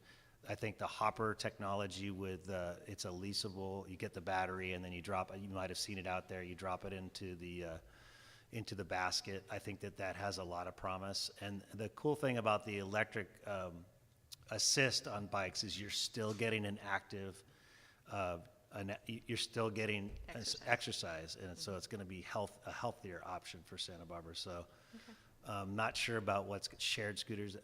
It may even not. It may be just a blip, and whether or not people continue to fund it. A lot of scooters we're seeing now are because people have put a lot of money into the upstart. Whether that's sustainable or not, I don't know. We'll see. So we have, what, 3 minutes for questions? Okay. I thought we had more time. I thought we had 10 minutes. Okay. Yeah. Judy Temper from San Diego. And actually, I just wanted to address Peter and Rob a little bit, because you guys kind of seem negative about it. But I see this like visual clutter. I call full BS on that, because cars, I'm sorry, they're everywhere. And Cars are everywhere, is what she's saying. Why are parking lots not a visual clutter? Sorry, oil stains, gas stations, everything. The negative reactions to, like we had that in San Diego, and I actually collected data on Nextdoor, which is an app that a lot of people complain on, and I was so surprised when I actually counted all the reactions. They were, in fact, overwhelmingly positive, but for some odd reason, it seems like the negative voices really ring loud, and I just, I want you to, shift your perspective a little bit on this visual clutter and the negative reactions, because if you dig a little deeper, that might not really be the case. I think you make a really good point. Yeah, Well, so- I'll treat it as a question though and say So just that. repeat what she said a little bit too. So the point is that this is all a matter of perspective, and cars are ubiquitous, and they certainly create a lot of visual clutter, but we're very used to them. We're inundated with them. And I was going to just make a reference back to Becker's opening comments where he said, you know, the hardest thing to change is the status quo, and that's very true. And so the perspective that I voiced is really one that we heard a lot through our residents and our constituents, and it was striking how polarized the positions were. We had many people who shared the perspective of the person asking the question from San Diego, and felt very strongly about that. And then we had an equal number of people who felt very strongly the opposite direction. So it may simply be a matter of perspective, and perhaps through time that will change.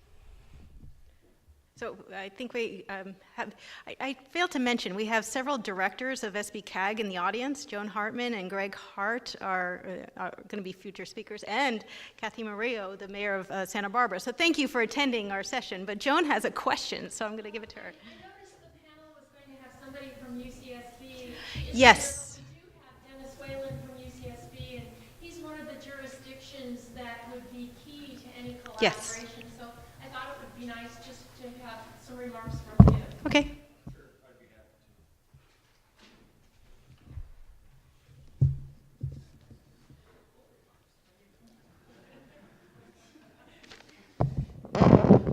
Hello, I am Dennis Whalen, the Associate Campus Architect, and I am involved with most of the urban design issues on campus. I have something to read here from our Office of Public Information that was prepared in the absence of Jennifer Loftus, who is the policy coordinator on this issue.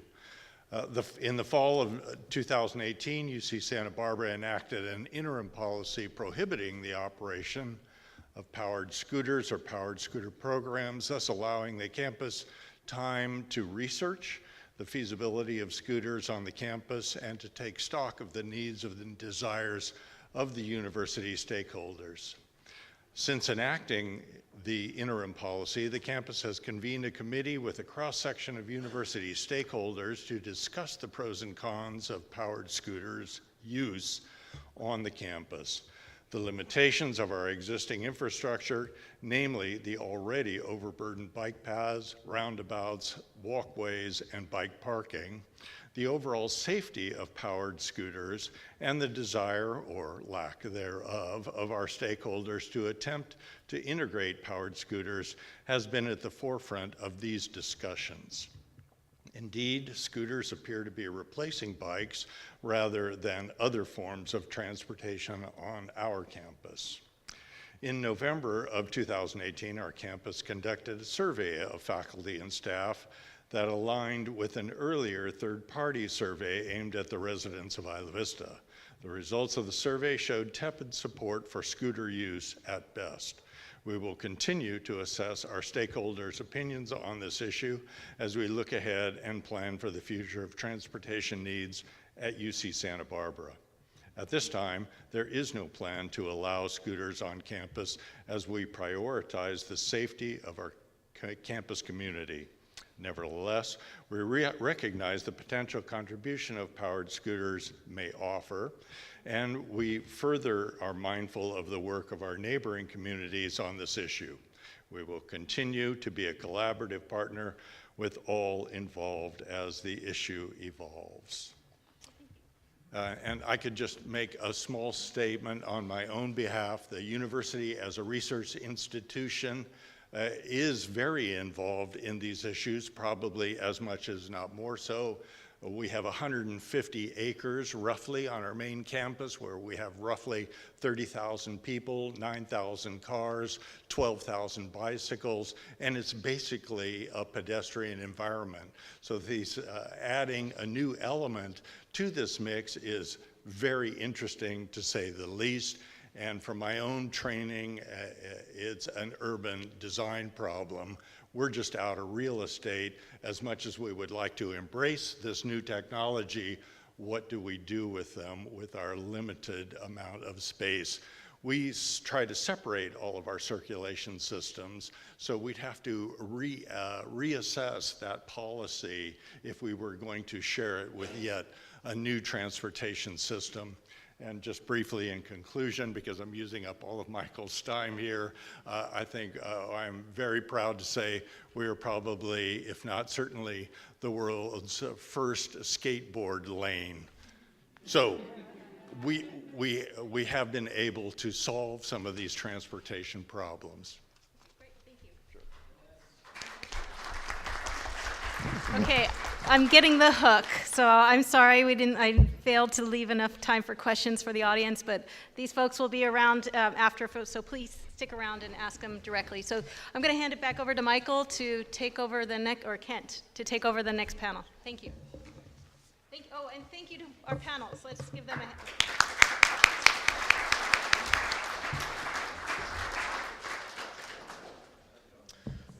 Hello, everyone. Kent Epperson with SBCAG, Traffic Solutions. I'm just going to quickly introduce our facilitator for the industry panel and also give the panelists an opportunity to go ahead and come up. We felt like it was very important to hear from the folks that are operating these amazing scooter shared mobility opportunities, and want to thank them for being part of the demo that we did earlier. It's a lot of work.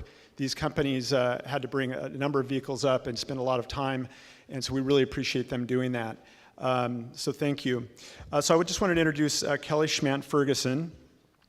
She is actually works for the LA Clean Tech Incubator, and she is the director of the Santa Barbara and Ventura County's Energize California program.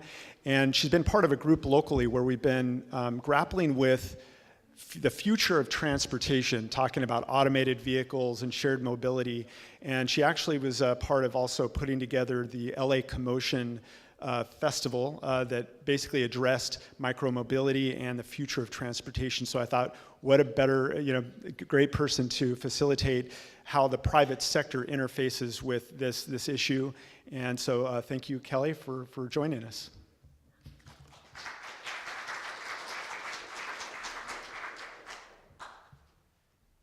Great, thank you, Kent. I'm very happy to be here today, and I've had a job title change, so I'm now the Director of Market Transformation, so if people want to know what the heck that even means, you can talk to me afterwards, but a lot of my work involves working with emerging technology companies and with communities, particularly disadvantaged communities, in enabling the commercialization and facilitation of new technologies in those communities. So I'm happy to talk more about that after the day is done. We have a big panel here, a lot of representatives, and some you may have heard of, some you may not have heard of.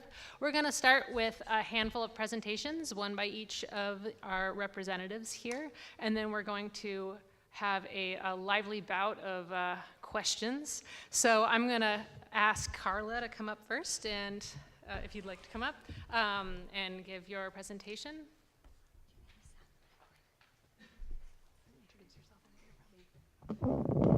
Hi, everybody. My name is Carla Owane. I am the Community Affairs Manager for Lime. Thank you for having me here today. For anyone who is not familiar with Lime, we are a smart multimodal company. We were founded in January of 2017, so we're just a little bit over 2 years old now, and our overall mission is to transform transportation across communities in a way that is affordable, accessible, convenient, and good for the environment. So I'm going to speed through this. We each have a little less than 5 minutes, so I want to talk about our operations model. We have a dual operations model, so the best of both worlds, and so we do have an internal operations team who is on the ground 24/7. They work out of our warehouse. They handle their full-time staff who rebalance their scooters, they patrol, they fix, they charge. All of our maintenance is done in-house. It's the one thing we do not outsource. We don't think that's safe. We want to make sure that our vehicles are always safe for our riders to use. And so all of the maintenance is done in-house. The one thing we do outsource is actually the charging of our vehicles to our juicers. So the charging is handled by our operations as well as our juicers. At the end of the night, our juicers collect our vehicles, they charge them at home, and we tell them where to deploy them the next morning. And to address any kind of concerns that we hear from riders or pedestrians or just folks in the communities, we do have a 24-hour customer service line. The contact information for that is located on each scooter, and folks are also able to notify us in-app. Can we go to the next slide? Oh, here we go. Oh. There we go. Yeah, so one thing that comes up a lot is, and you've heard it here today, people are concerned in terms of parking, what we can and cannot do. And so everyone who downloads our app has to go through a mandatory onboarding process. You see that animation there. So we take them through local rules and regulations. We ask folks to wear helmets, to not ride on the sidewalk. As you see there, we ask them to park their scooters outside of the, not blocking the right of way and near a bicycle rack if possible. We also have the ability to geofence existing legal parking areas. We can recommend some parking spots. You can see that in that first image on the left there. And so one thing that is required before every rider is able to end their ride, they are now required to take a picture like you see here on the right. And what we've started doing is gamifying our app. It's called Parked or Not. And so now we're actually crowdsourcing the pictures.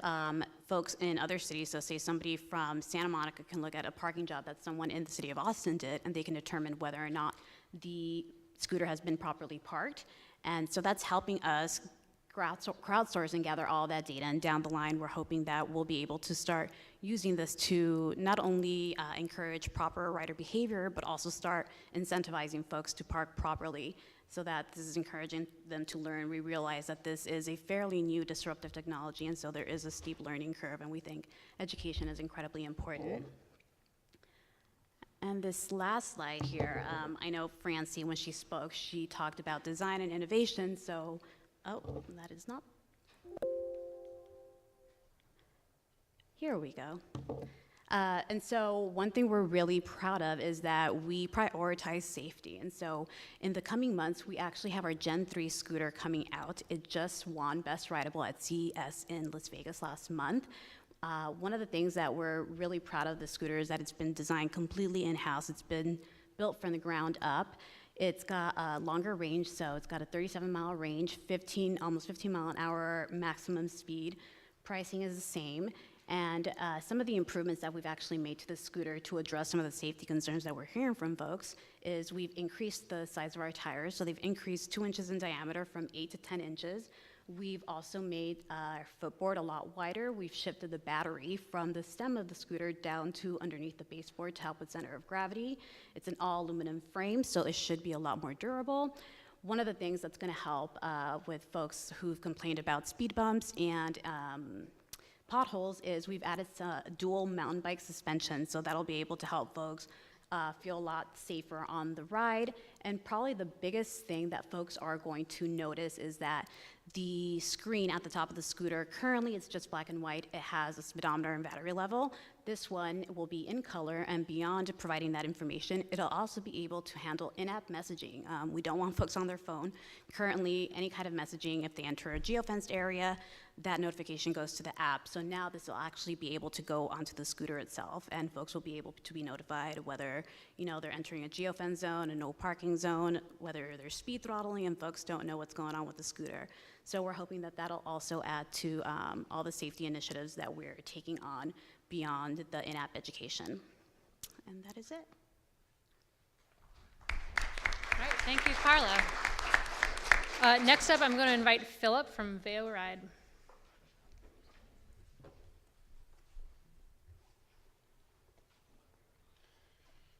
A little bit higher.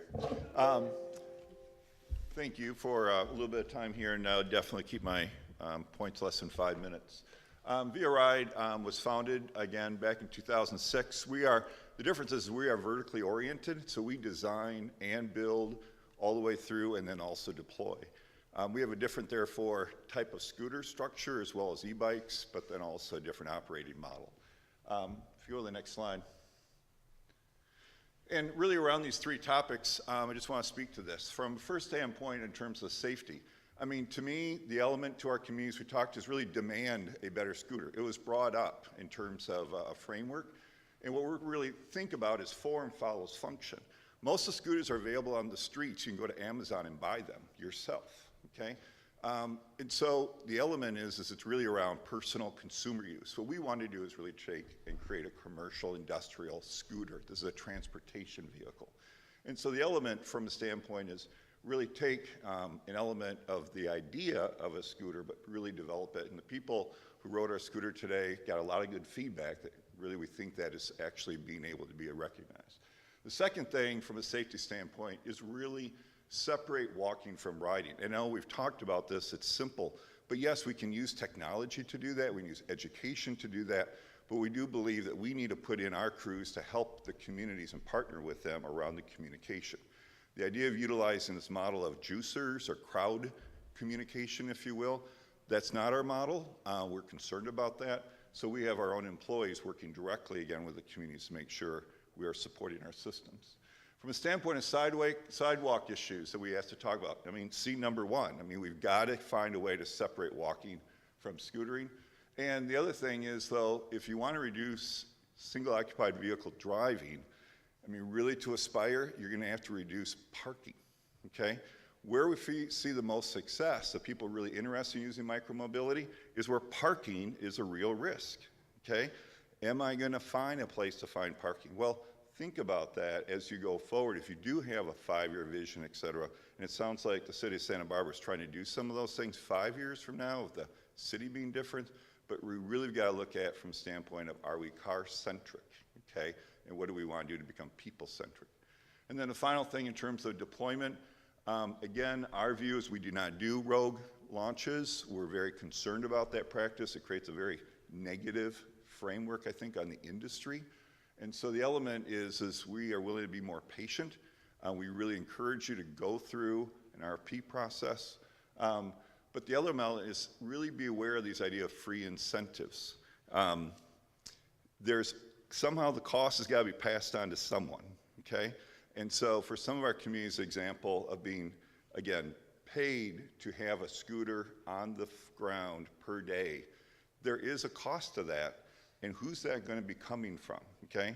Especially on the college campuses that we work with, especially, that money's coming from the ridership and being passed to the university. So let's be aware, okay, really what's being going on when we have some of these fee structures in place. And then finally, I mean, in terms of deployment, demand balance. We can expect to say, hey, we want to make sure we're serving with equity across our different universities and our different communities. That's fine for us. We will obey within that framework. But you've got to demand it, okay? Because the free market will simply go where the riders are. That's the thoughts. Thank you. Back down. All right, thank you, Philip. Next up, thanks, I got it. I would like to invite Max from Ojo, one of our closest and most local companies out of Oxnard, California. Thank you. Yes, we're a local Ventura-based company. I'm Max Smith, CEO of Ojo. We're located in Oxnard. Pleased to be here. Thank you, SBCAG. Thank you, Francie, for your comments. I would love to get a copy of that deck. There's a lot of great data in there. I'm sure we'd love that. Everyone would like to share that data. So safety is a thing that we hear a lot about today. So we'll start with our scooter. We think this is sort of a tortoise and hare situation. We're kind of the tortoise. My investors don't like that. They think you should be disruptive, be everywhere immediately and yesterday. We've taken a great deal of time in developing this scooter. So the Ojo scooter on the left-hand side is our own design, our own patent. We oversee manufacturing. It's got a seat. It has a 50-mile range. It has pneumatic tires. It has Bluetooth speakers. That's not only for your enjoyment, listening to your music. We have safety alerts. So our geofencing technology, we will change speeds depending on whatever city location wants. So on certain areas on a campus, you want a slower speed. We will lower the speed to, say, 10 miles per hour. It can be set for 8, 10, 12, 15, 18, and 20. Maximum of 20 miles per hour, but in some cases, cities don't want it to go that fast, so you will get an audible message. You are now approaching campus territory. Your speed is being slowed down to 10 miles per hour. There's a basket for your goods, for doing chores, for putting things in there. We've launched in Austin, Texas. We're seeing our ridership is kind of everything from micro-mobility, rides of under 24% of our rides are under a mile. On the other side, we have 26% of our rides are 3 to 10 miles. We have people riding 15 miles. They're commuting every day 5 to 10 miles. So we think that's kind of, we can do both the micro mobility, short rides, and longer rides of 5 to 10 miles. Our go-to-market strategy. So we like to partner with local operators. In Austin, we partnered with Bike Share of Austin, B-Cycle. What we like about that is they have a long-term history with the city. They understand deployment, they understand fleet balancing, they understand repairs. Here in Santa Barbara, we've had a relationship with Wheel Fun, with Reggie, who's operated here for many years, providing mobility service, bikes, Surreys. And what we want to do is have a local operator who understands the city, can help us with deployment, with repairs, and with fleet balancing. We also never deploy and commend others who never deploy without cooperation with the city. It's terribly important. We'll never show up in a city and launch 1,000 scooters and wait for something and wait for order to be come to place. So cooperation and flexibility is really important to our model. We will go slowly, we will go when the time is right, and our goal at the end of the day is to provide a safe alternative, a mobility service that suits everyone. Finally, I would say this is really for everybody. Probably everyone on the panel. This isn't really about Ojo. Why does this make sense? Why does mobility in this form make sense? It makes sense because it's a better quality of life and it's a safer environment for the city. And safety is critically important, but it's lower emissions, it's a SaaS platform, it's efficient, it's productive. If you're spending less time in traffic and you can get to a place, you're really taking that time back for your employees and for yourself. And I think that does apply to everyone on the panel, and that's why we're all here. So hopefully we can all provide mobility services to the beautiful area of Santa Barbara in the near future. Thank you. Thanks so much, Max. So earlier when I was introduced from the LA Clean Tech Incubator, what I neglected to mention is that we incubate startup companies, ideally in energy and transportation. And so I'm excited to bring up our next presenter, who is a part of one of our startup companies in our incubator, Alex from Clever Mobility.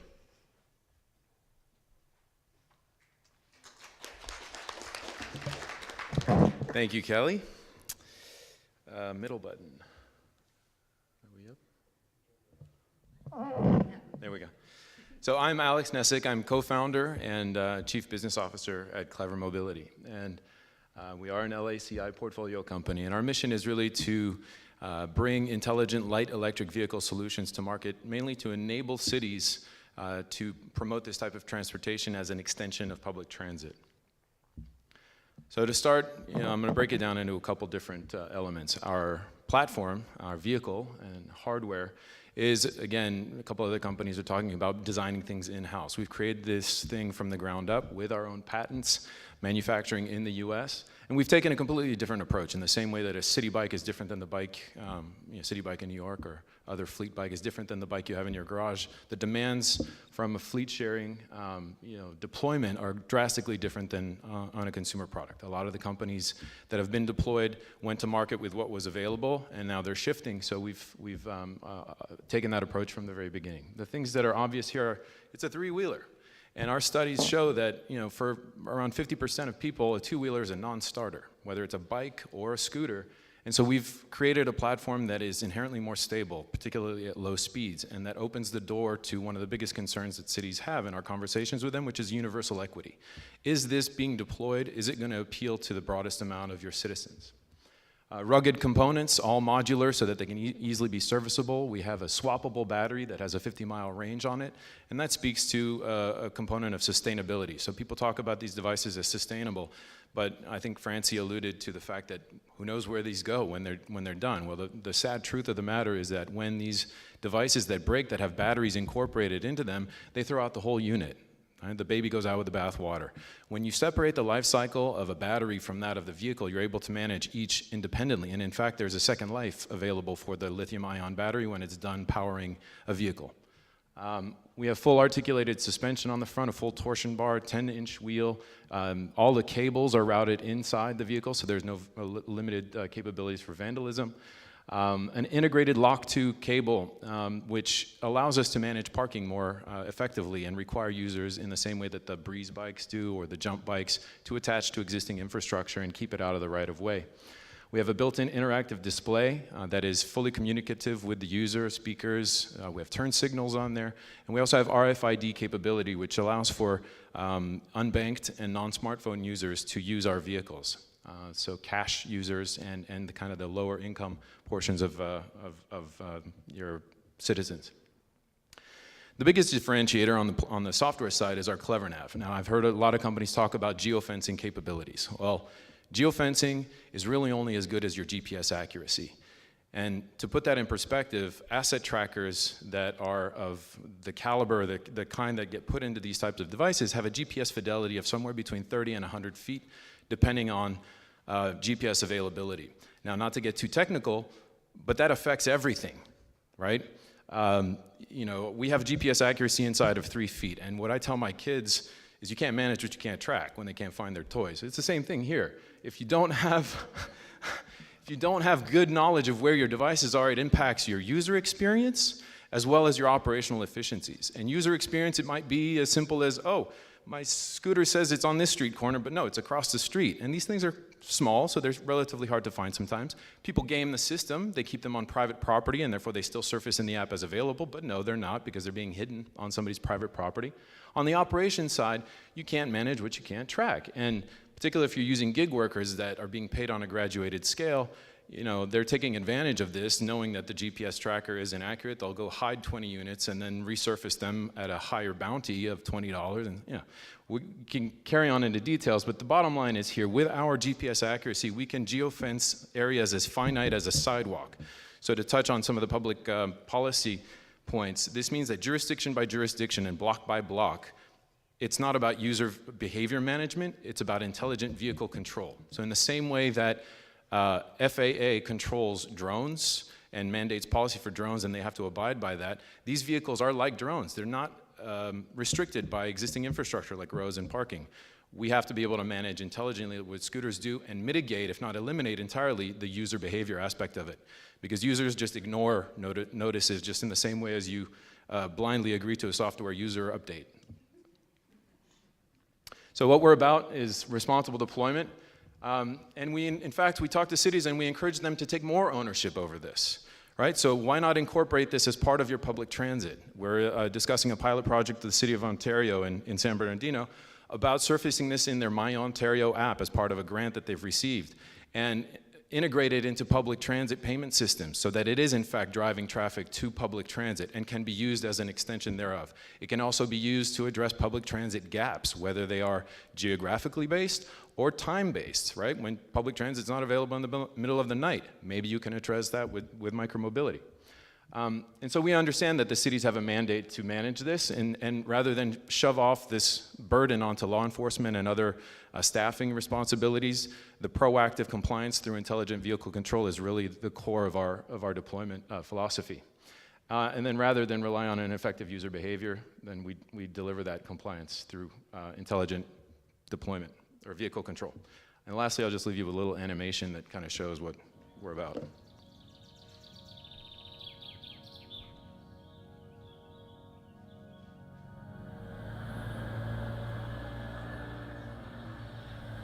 It's a rough cut.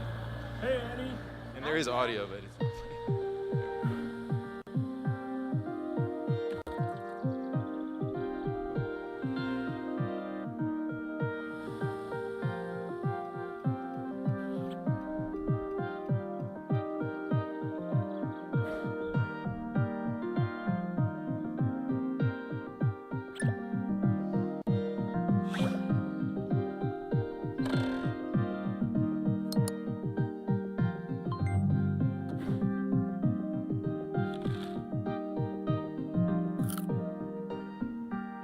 Thank you guys for your time.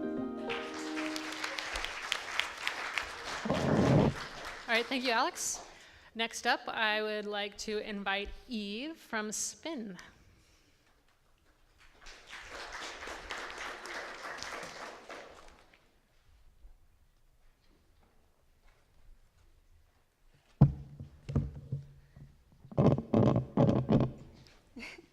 Good afternoon. My name is Eve Sanford with Spin Scooter Share. I'm our Community Partnerships Manager of the West. And Kent asked me to keep this presentation brief so we can fit in Q&A, but I'm excited to talk to my hometown about Spin Scooter Share. I wanted to start with the things that really set Spin aside. So at Spin, we operate, Spin is a dockless shared mobility company, and we do scooter share, and we're currently operating in 17 cities and universities. And we operate under what we call our partnership promise. So we never launch without permission. We always go in and get a permit, and we work with cities as partners. And in doing that, so we've never rogue launched a city. You'll never Google Spin and hear that we just descended in with our scooters, and that's something that we're really proud of. We also maintain and operate our own fleet with our own employees, so we don't use gig economy workers, and we pay living wages. And we have a local hire program where we try to work with communities and work with local workforce development groups to hire staffers for our operations side. We share data, so we believe that the data that comes from Scooter Share is a really exciting opportunity to learn more about active transportation, about our road network, and we've touched on that a little bit throughout today's summit about how this data is really a huge opportunity for better understanding our cities and our transportation systems. So we share data openly, we scale responsibly, so we believe in starting small and right-sizing our systems, and then, really getting to understand our operations, and then growing from there. And we also safeguard our user data, so that's a really important priority for our company.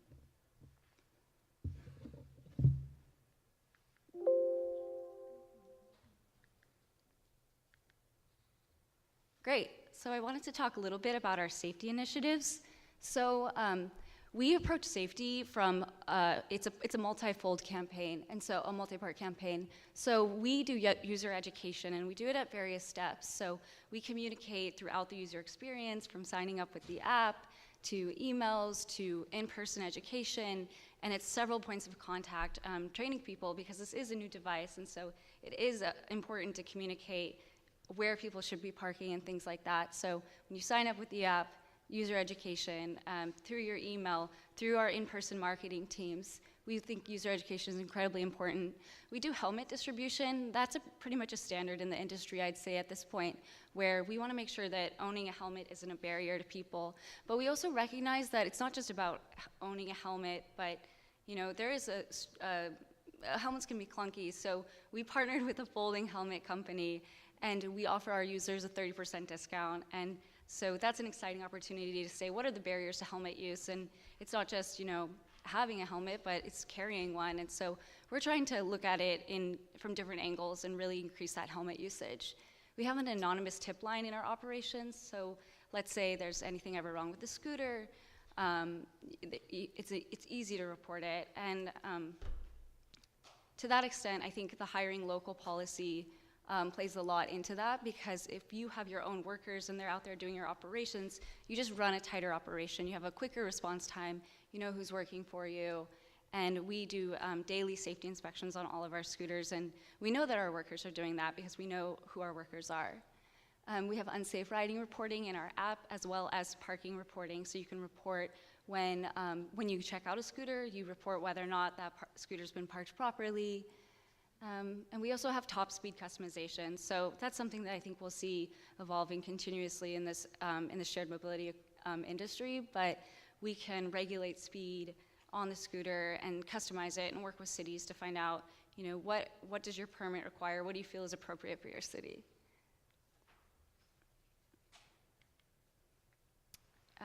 Okay, so I wanted to talk a little bit about just like taking a step back, like why scooters. It's pretty obvious that people need accessible and sustainable transportation options in our community. And to make that even more accessible to people, we offer our low-income ridership program, which I wanted to highlight. So, prior to this, I did work at the Bike Coalition, and I have invested a lot of time in hoping that, in working with communities to help see that people have options beyond the car. And I think many of us are familiar with the research that shows how bicycle riders interpret bicycles and the breakdown among ridership, and there's that category, that no way, no how category that isn't going to ride a bicycle. And I think that it's exciting to see scooters, and it's promising to see that, like Francie said, that scooters have had an amazing uptick, to the extent that if anyone really wants to dive deep on that, you could look up the Populous Mobility Study and see that scooter share has already had 3 times the uptake of traditional bike share systems. So I'm a fan of bike share, but I also think it's interesting to see this new option that's growing in popularity in our communities. I'd also love to point out Portland's user study. Amazing analysis on how people are using scooters as an alternative to Uber and Lyft. And I think in general, shared mobility and scooter share and spin scooter share presents an exciting future of people on bikes, people on scooters, and people riding and being in, bike lanes. It all kind of works in tandem. And yeah, with that, I'd like to close my presentation. Thank you.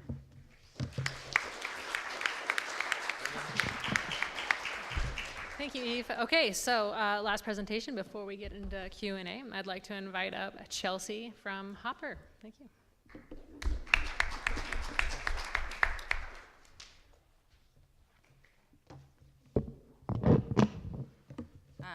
Hi, I'm Chelsea Davidoff, and I am with Hopper.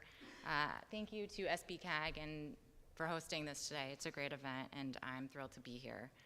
So Hopper, our parent company is CycleHop, and we have more than 8 years of experience with 6,500 devices deployed and 3.5 million rides taken. We have taken all of this operational know-how and experience with different operators and equipment and applied it to our own equipment. So we design, source, and manufacture bikes, e-bikes, and e-scooters built specifically for shared use. Customers depend on us, and so it's our job to make sure that we put out scooters that are safe and enjoyable to ride, or products that are safe and enjoyable to ride. And so we have a variety of methods that we use, some of which have been mentioned earlier. We have a very comprehensive onboarding process. We have free education classes with certified instructors for both cycling and for scooters. We have a points-based reward system that encourages riders' behavior as well as parking etiquette. We have speed limiters to limit the speed based on where scooters are. And then the helmet. So we're really excited. For the past couple of years, we've been working with a major manufacturer to produce a helmet specifically for shared use. So it's drop-proof, it's weather-resistant, and it's a shareable helmet. If you stopped by our booth earlier, we had it with us. It can also be secured to the vehicle, so it can be secured to a bike or to a scooter. They should be available for mass deployment later this year, and so once they are available, we'll be offering them to all of our systems free of charge for our users to use. We employ a team of full and part-time staff to maintain our system, and our hardworking and dedicated local operations team really uphold our high standards of operations. We take great pride in our operations. We've been doing it for a very long time, and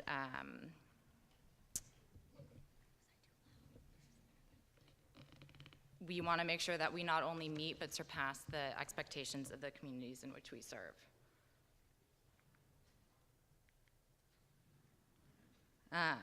So we aim to create a reliable and convenient system that improves urban mobility.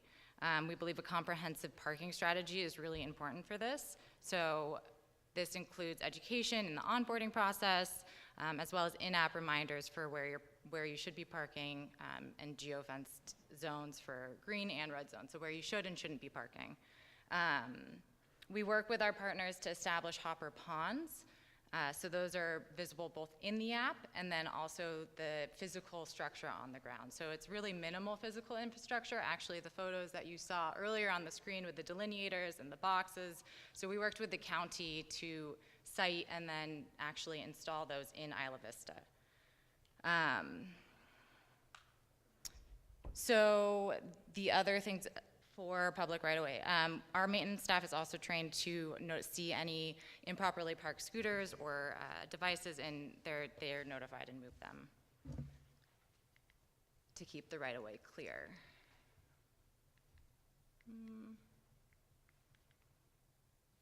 All right. And then since 2011, we have successfully launched in 15 different cities in the US and in North America, including we operate the system in the city of Santa Monica, as well as we are the official bike share provider for UCSB. We always deploy under through a permitting process or through a contract model. And so just a little bit of background. In 2015, I think Mr. Dayton alluded to it earlier, there was a South Coast feasibility study that was done to evaluate what bike share, before scooter share existed, could look like in this area. And so in 2016, the study was completed, and it was recommended that UCSB go first, and sort of the other entities would follow suit. In 2017, UCSB put out an RFI for vendors. 8 vendors replied.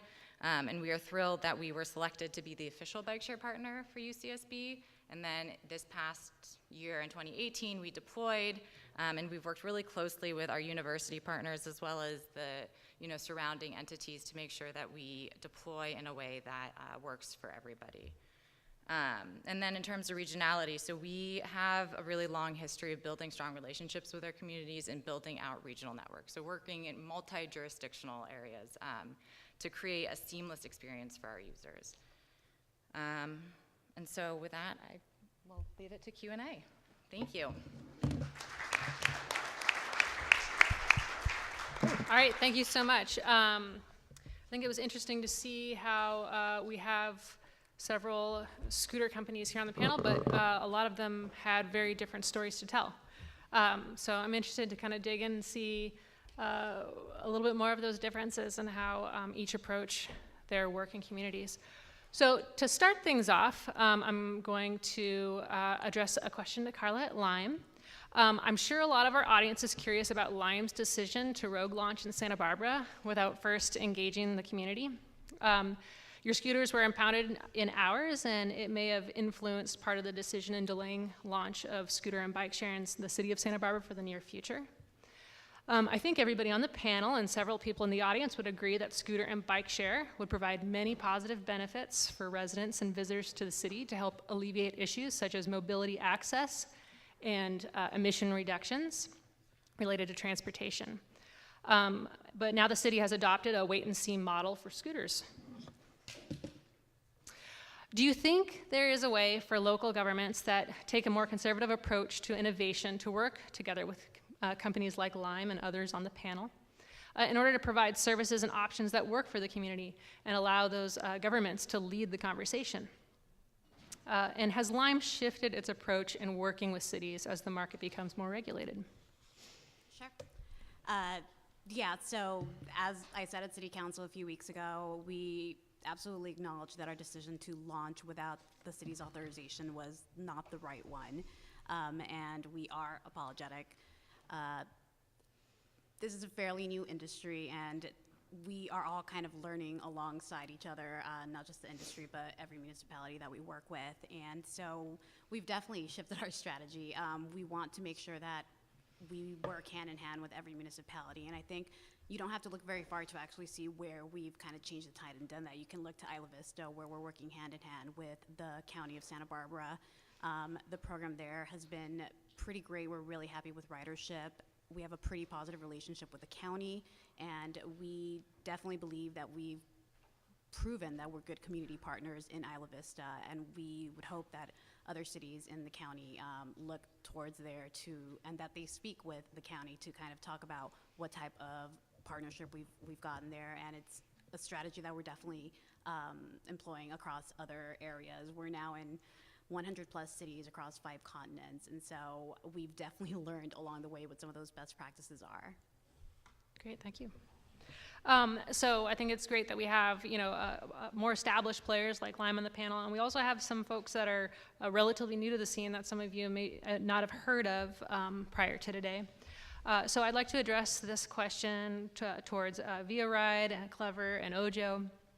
As being relatively new players to the scooter share scene, how do you enter the markets that you're entering in, and how do you stand out with these big players that are already known in the space, especially when you're communicating to local governments?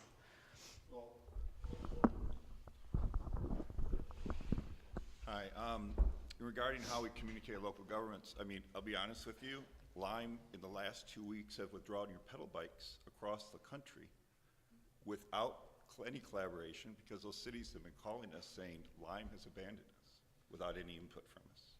So, you know, I think, I'm not maybe putting you on the spot, but I am saying is that we can't continue as an industry operating in this way without collaborating with the local governments.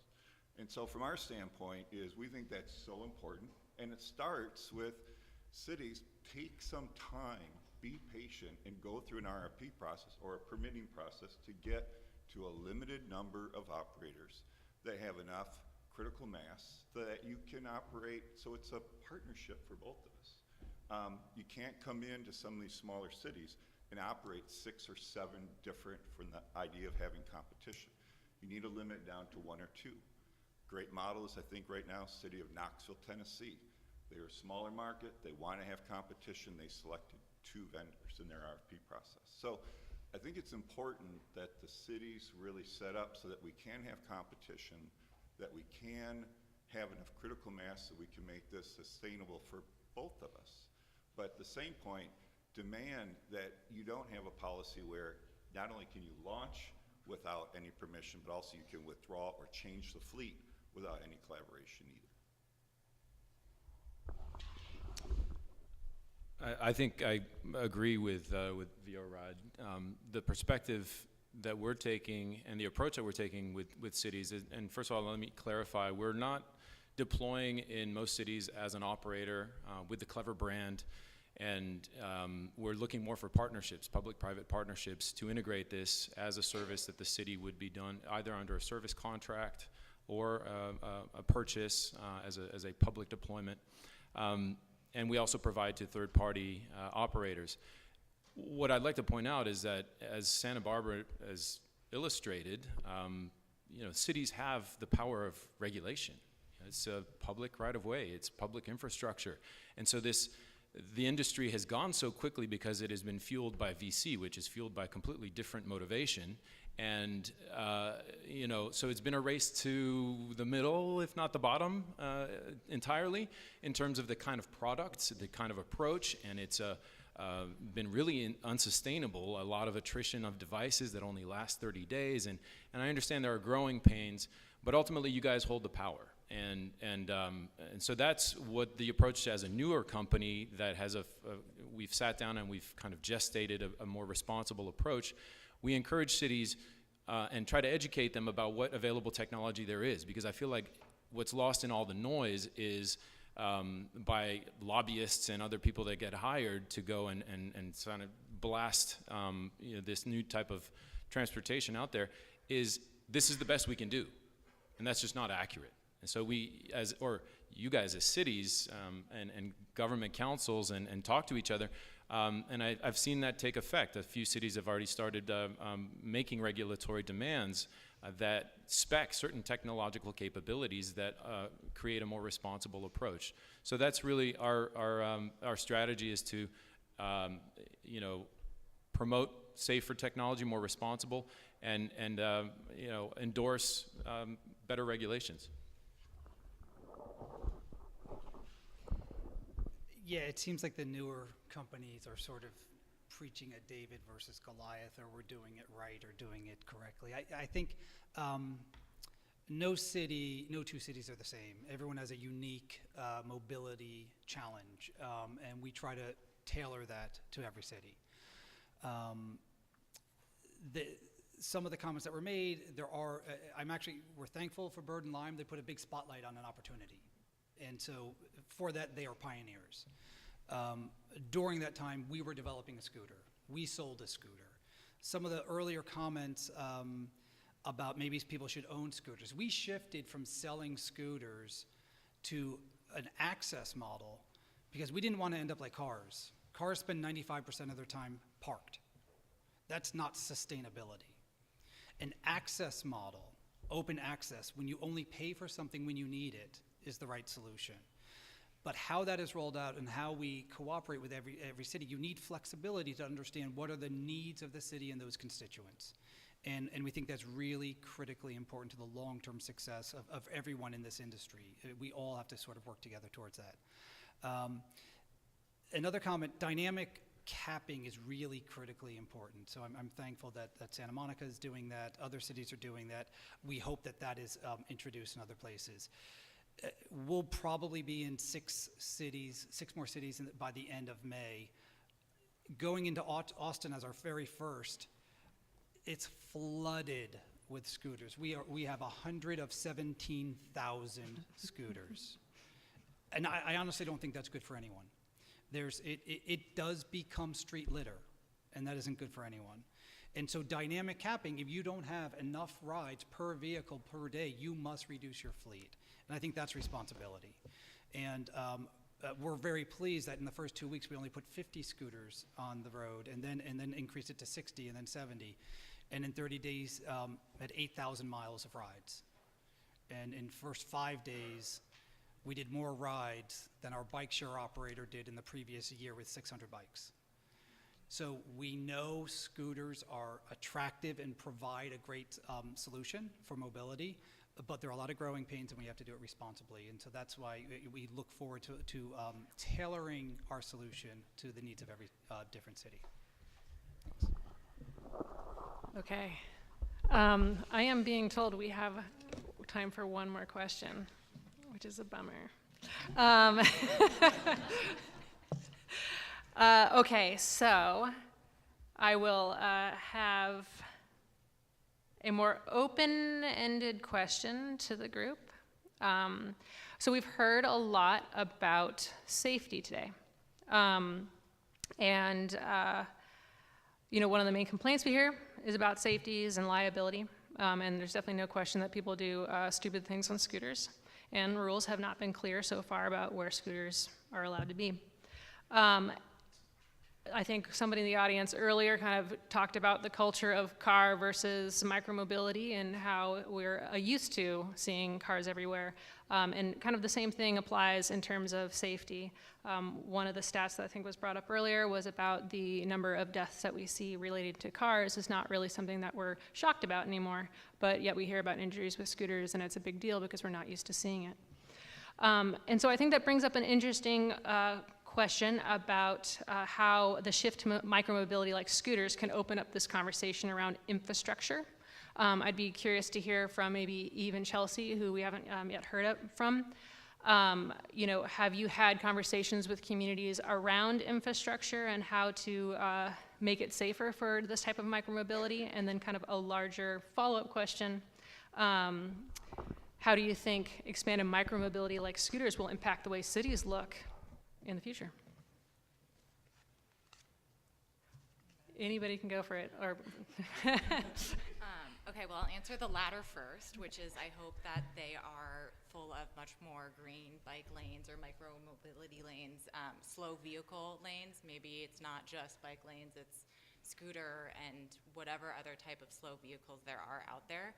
I think the industry, you know, the spotlight and the interest in all of the discussions and news, good and bad, has brought a tremendous amount of light, and with that pressure to build out more infrastructure. I'm based in Santa Monica, so I can see firsthand the green lanes that are going down what feels like every day, and I get so excited by it as somebody who loves to see sort of the change in the infrastructure. So I think from our perspective, that's what we would love to see, and I think we are seeing, which is really exciting.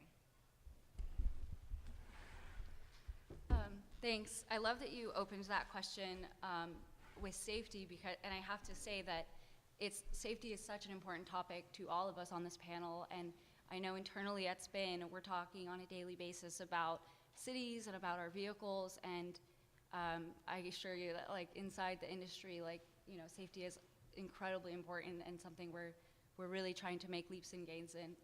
And that being said, in my role, I do a lot of work with bicycle coalitions, and so I like to ask everybody in here to imagine your bike count data doubling overnight, you know, or tripling overnight, and how that would shift your internal city discussions around how we design our infrastructure.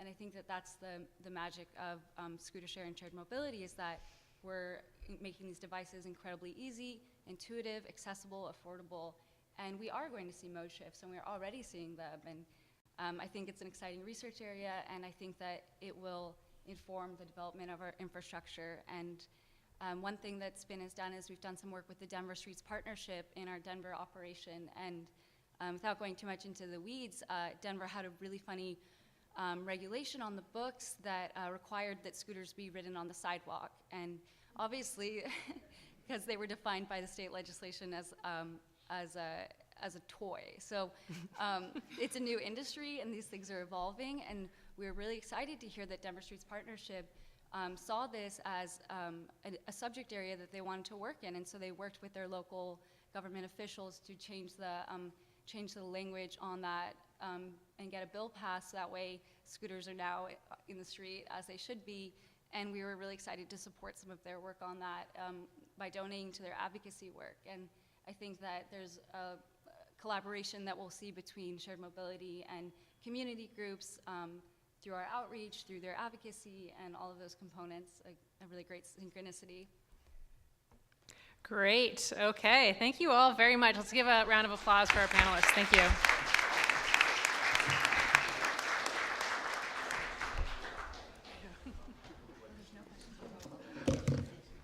I wanted to hear what else they had to say too, but I know that politicians aren't known for being short-winded, so I did not want to take away Supervisor Hart and Supervisor Hartman's closing remarks.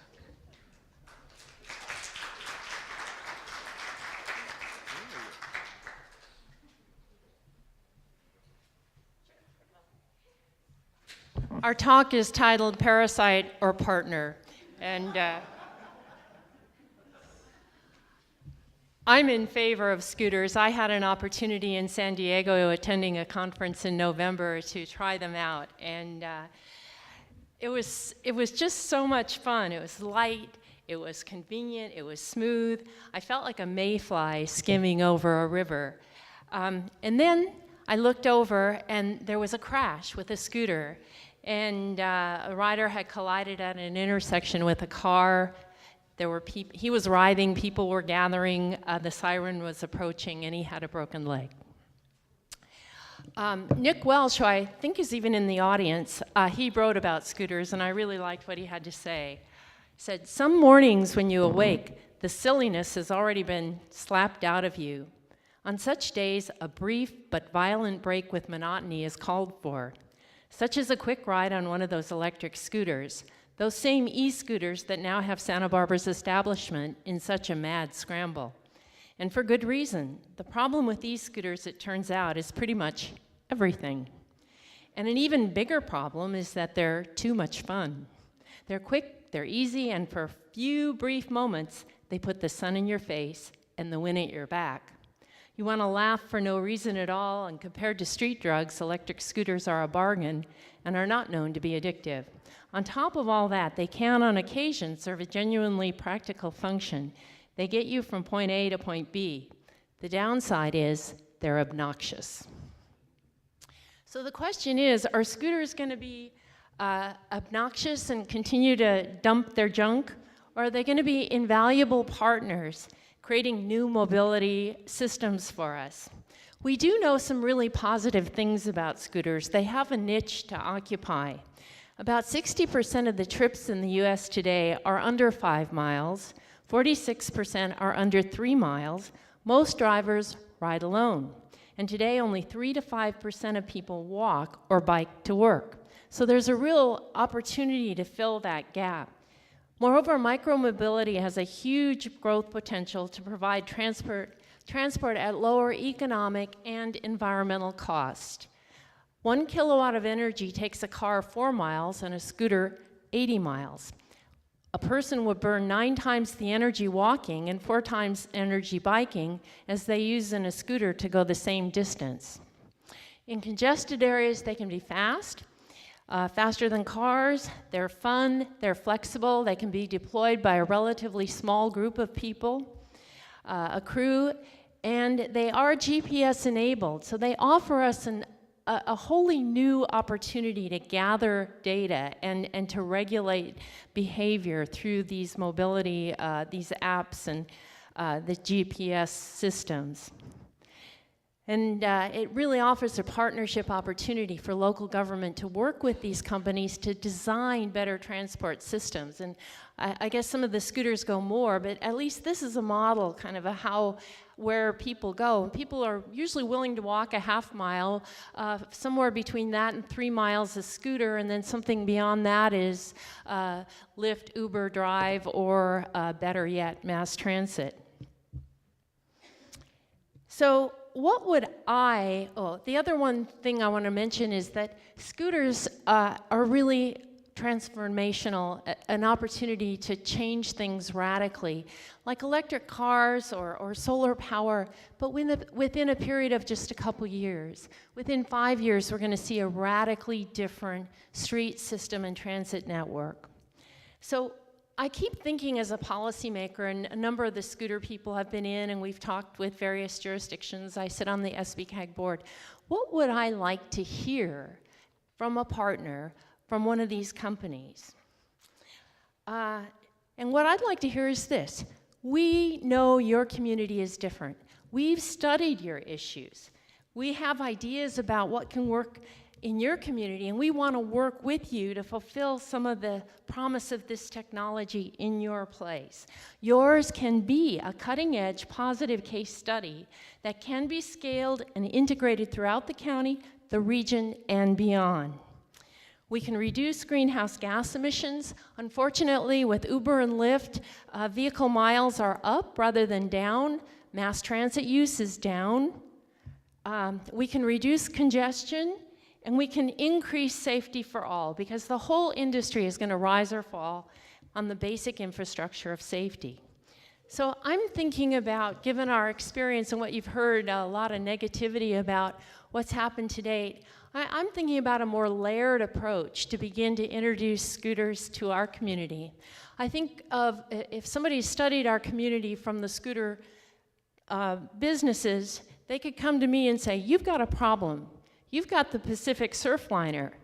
I could offer you a proof of concept where a lot is at stake for public sector partners who have promised a lane and a train, spent a lot of money on the lane, but the train, we finally got it started last year about this time. We had good initial ridership, and now it's dropped a little and is stabilized, and we really want to move that up again. So, SBCAG and South Coast agencies have invested substantially in subsidizing this and concierge treatment for riders getting off the train, folding bike giveaways, but we aren't really getting the ridership that we need. In Goleta, UCSB is our largest employer in the county, and we got a lot of people coming from south of Santa Barbara to UCSB. We have a shuttle, but it's too expensive, and so that last mile problem is really a big one. And UCSB has an obligation with their growing student body. They have to mitigate the transportation impacts, the congestion impacts, or they pay penalties. So both the university and the various jurisdictions have a big stake in solving this last mile problem with the train, and how do we incentivize people to do more? So my idea is that we would offer some kind of an integrated package with benefits. Month passes for the train and scooter, AM coffee. Gina Fisher from my office is going to show you get a folding helmet, and she'll model that while I go on. But these are really light and easy, and we could give these out instead of perhaps the folding bike. So we get people greeting in the AM and get people signed out, checked out, and on their scooters. And then we would have to have a route from the station to the campus. It'd have to be marked and made safe, even if that were just temporary. And then we'd have to have geo-fenced areas where you have to park in those areas, those designated areas. Better than Vanna White. It's really, really light, that helmet. So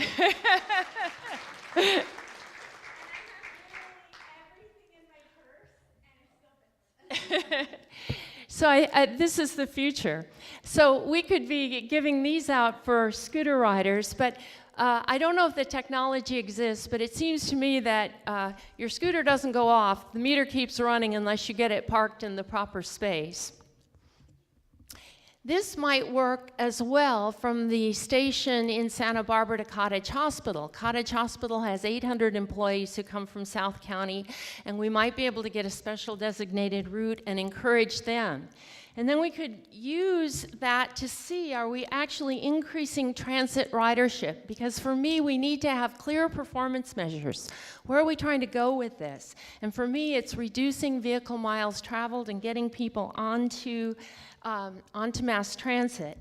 And increasing safety, that's, one of the big problems with safety is that we've got too many things going on in the road, and cars have dominated our streets. And so we need to take back the streets and figure out how better to segregate the different vehicles at different speeds.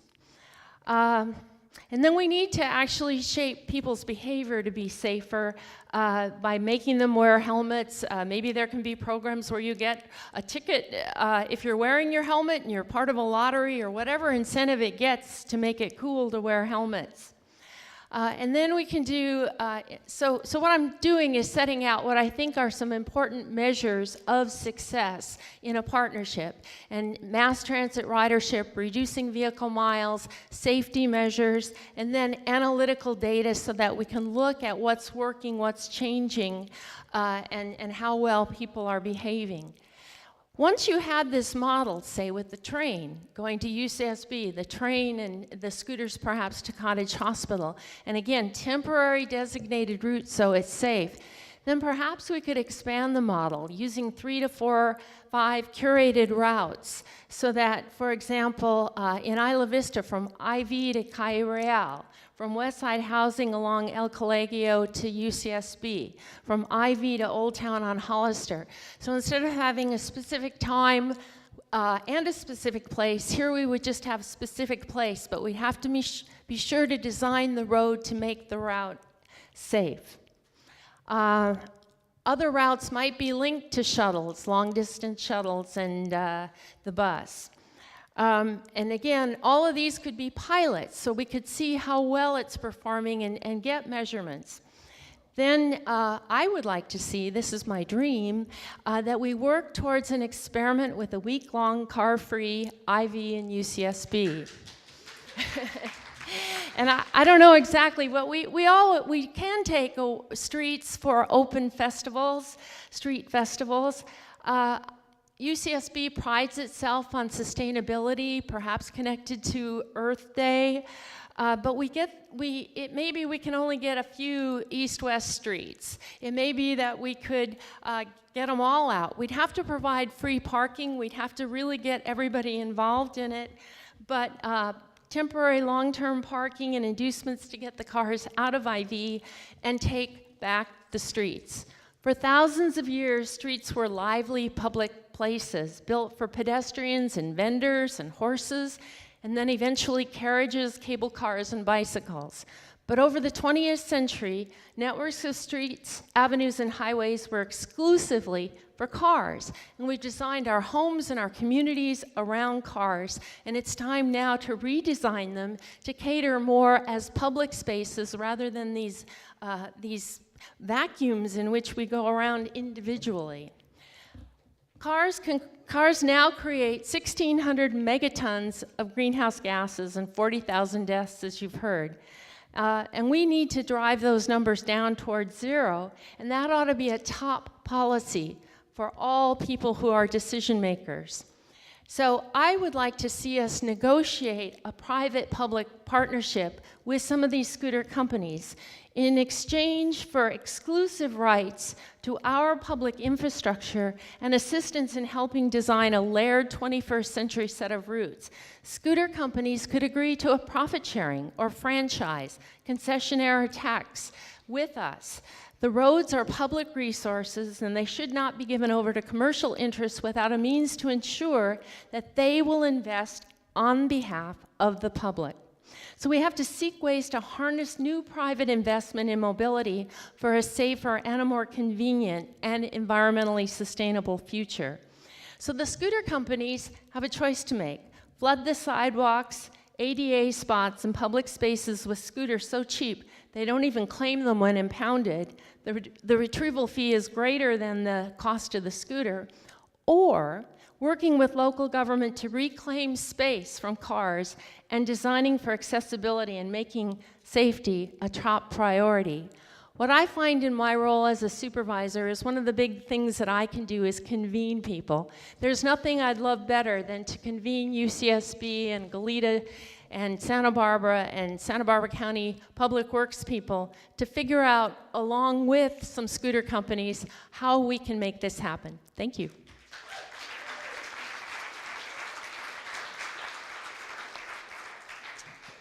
Well, thank you all for staying to the very end. This has been a long, informative day. Really appreciate SBCAG and all the folks who have participated today in enlightening us, bringing more information to the table. I learned a ton by being here, and I appreciate that. I think Supervisor Hartman hit it exactly right. You know, we are at a transformational point. We're at an inflection point. We need to do things better and smarter going forward. Really appreciate the City of Santa Monica taking the leadership to dig into this issue and to work on the nitty-gritty details and the fine-grained issues that have to be resolved to make this work. The single word that I think about in considering this issue is responsibility. The government has a really important responsibility to regulate the public right-of-way and infrastructure and to protect public health and safety. And some of the things that we're learning about scooters and some of the information from the medical standpoint and the potential risk to folks that are using scooters is real and important and has to be considered and addressed.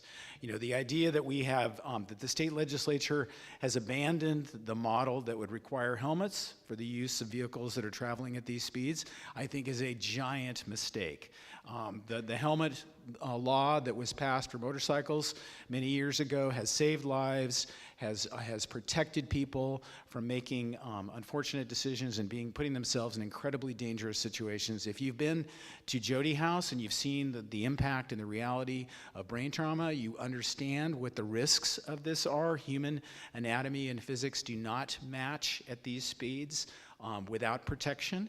So we need to build into a system at the state level to make sure that folks that are using these vehicles have that basic protection of to avoid brain injuries.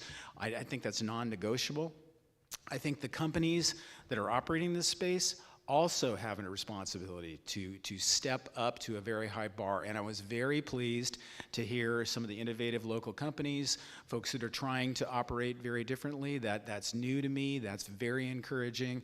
You know, when I think about some of the issues that local governments have in regulating some of the other actors in the shared economy, this has been a very difficult thing for local governments to get a handle on. You know, we have a really difficult situation with vacation rentals, taking away housing that we critically need for local residents, and the corporate entities involved in that don't see a responsibility for that issue. The externalities of these companies are real and present and have to be addressed. And I'm pleased to hear that the new innovative companies in the scooter share industry recognize that and are trying to address that systematically. You've got to take care of your workers. You can't have people charging scooters in their apartment buildings, using their landlord and their neighbor's electricity. You have to make sure that you're protecting the rights of those employees and that you're providing a basic living wage for those folks. In order to be responsible corporate partners, you have to weigh in on these hard safety issues at the state level and not expect government to impose a regulation on that, like that on you, but to be partners in lobbying the state legislature to do the right thing, because these are your customers, these are our residents. We have a shared responsibility to protect people, provide them mobility choices, make innovative changes in regard to green, renewable transportation, provide that niche, reduce greenhouse gas emissions, and protect people's safety. Vision Zero isn't an aspirational goal. It's something that we need to have as a baseline, and it needs to be built into the process and the regulation of scooters moving forward. So those are my thoughts. Thank you again for staying here to listen to them to the very little bit of the end, and appreciate working in partnership. We'll be working closely with my colleague Supervisor Hartman to try and address and have the county regulations reflect these issues and integrate them as best we can going forward. Thanks again for being here today.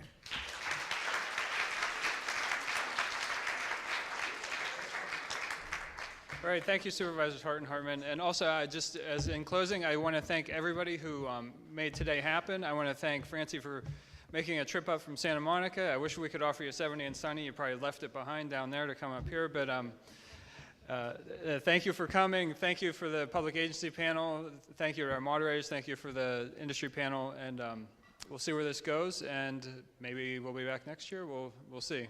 But thank you.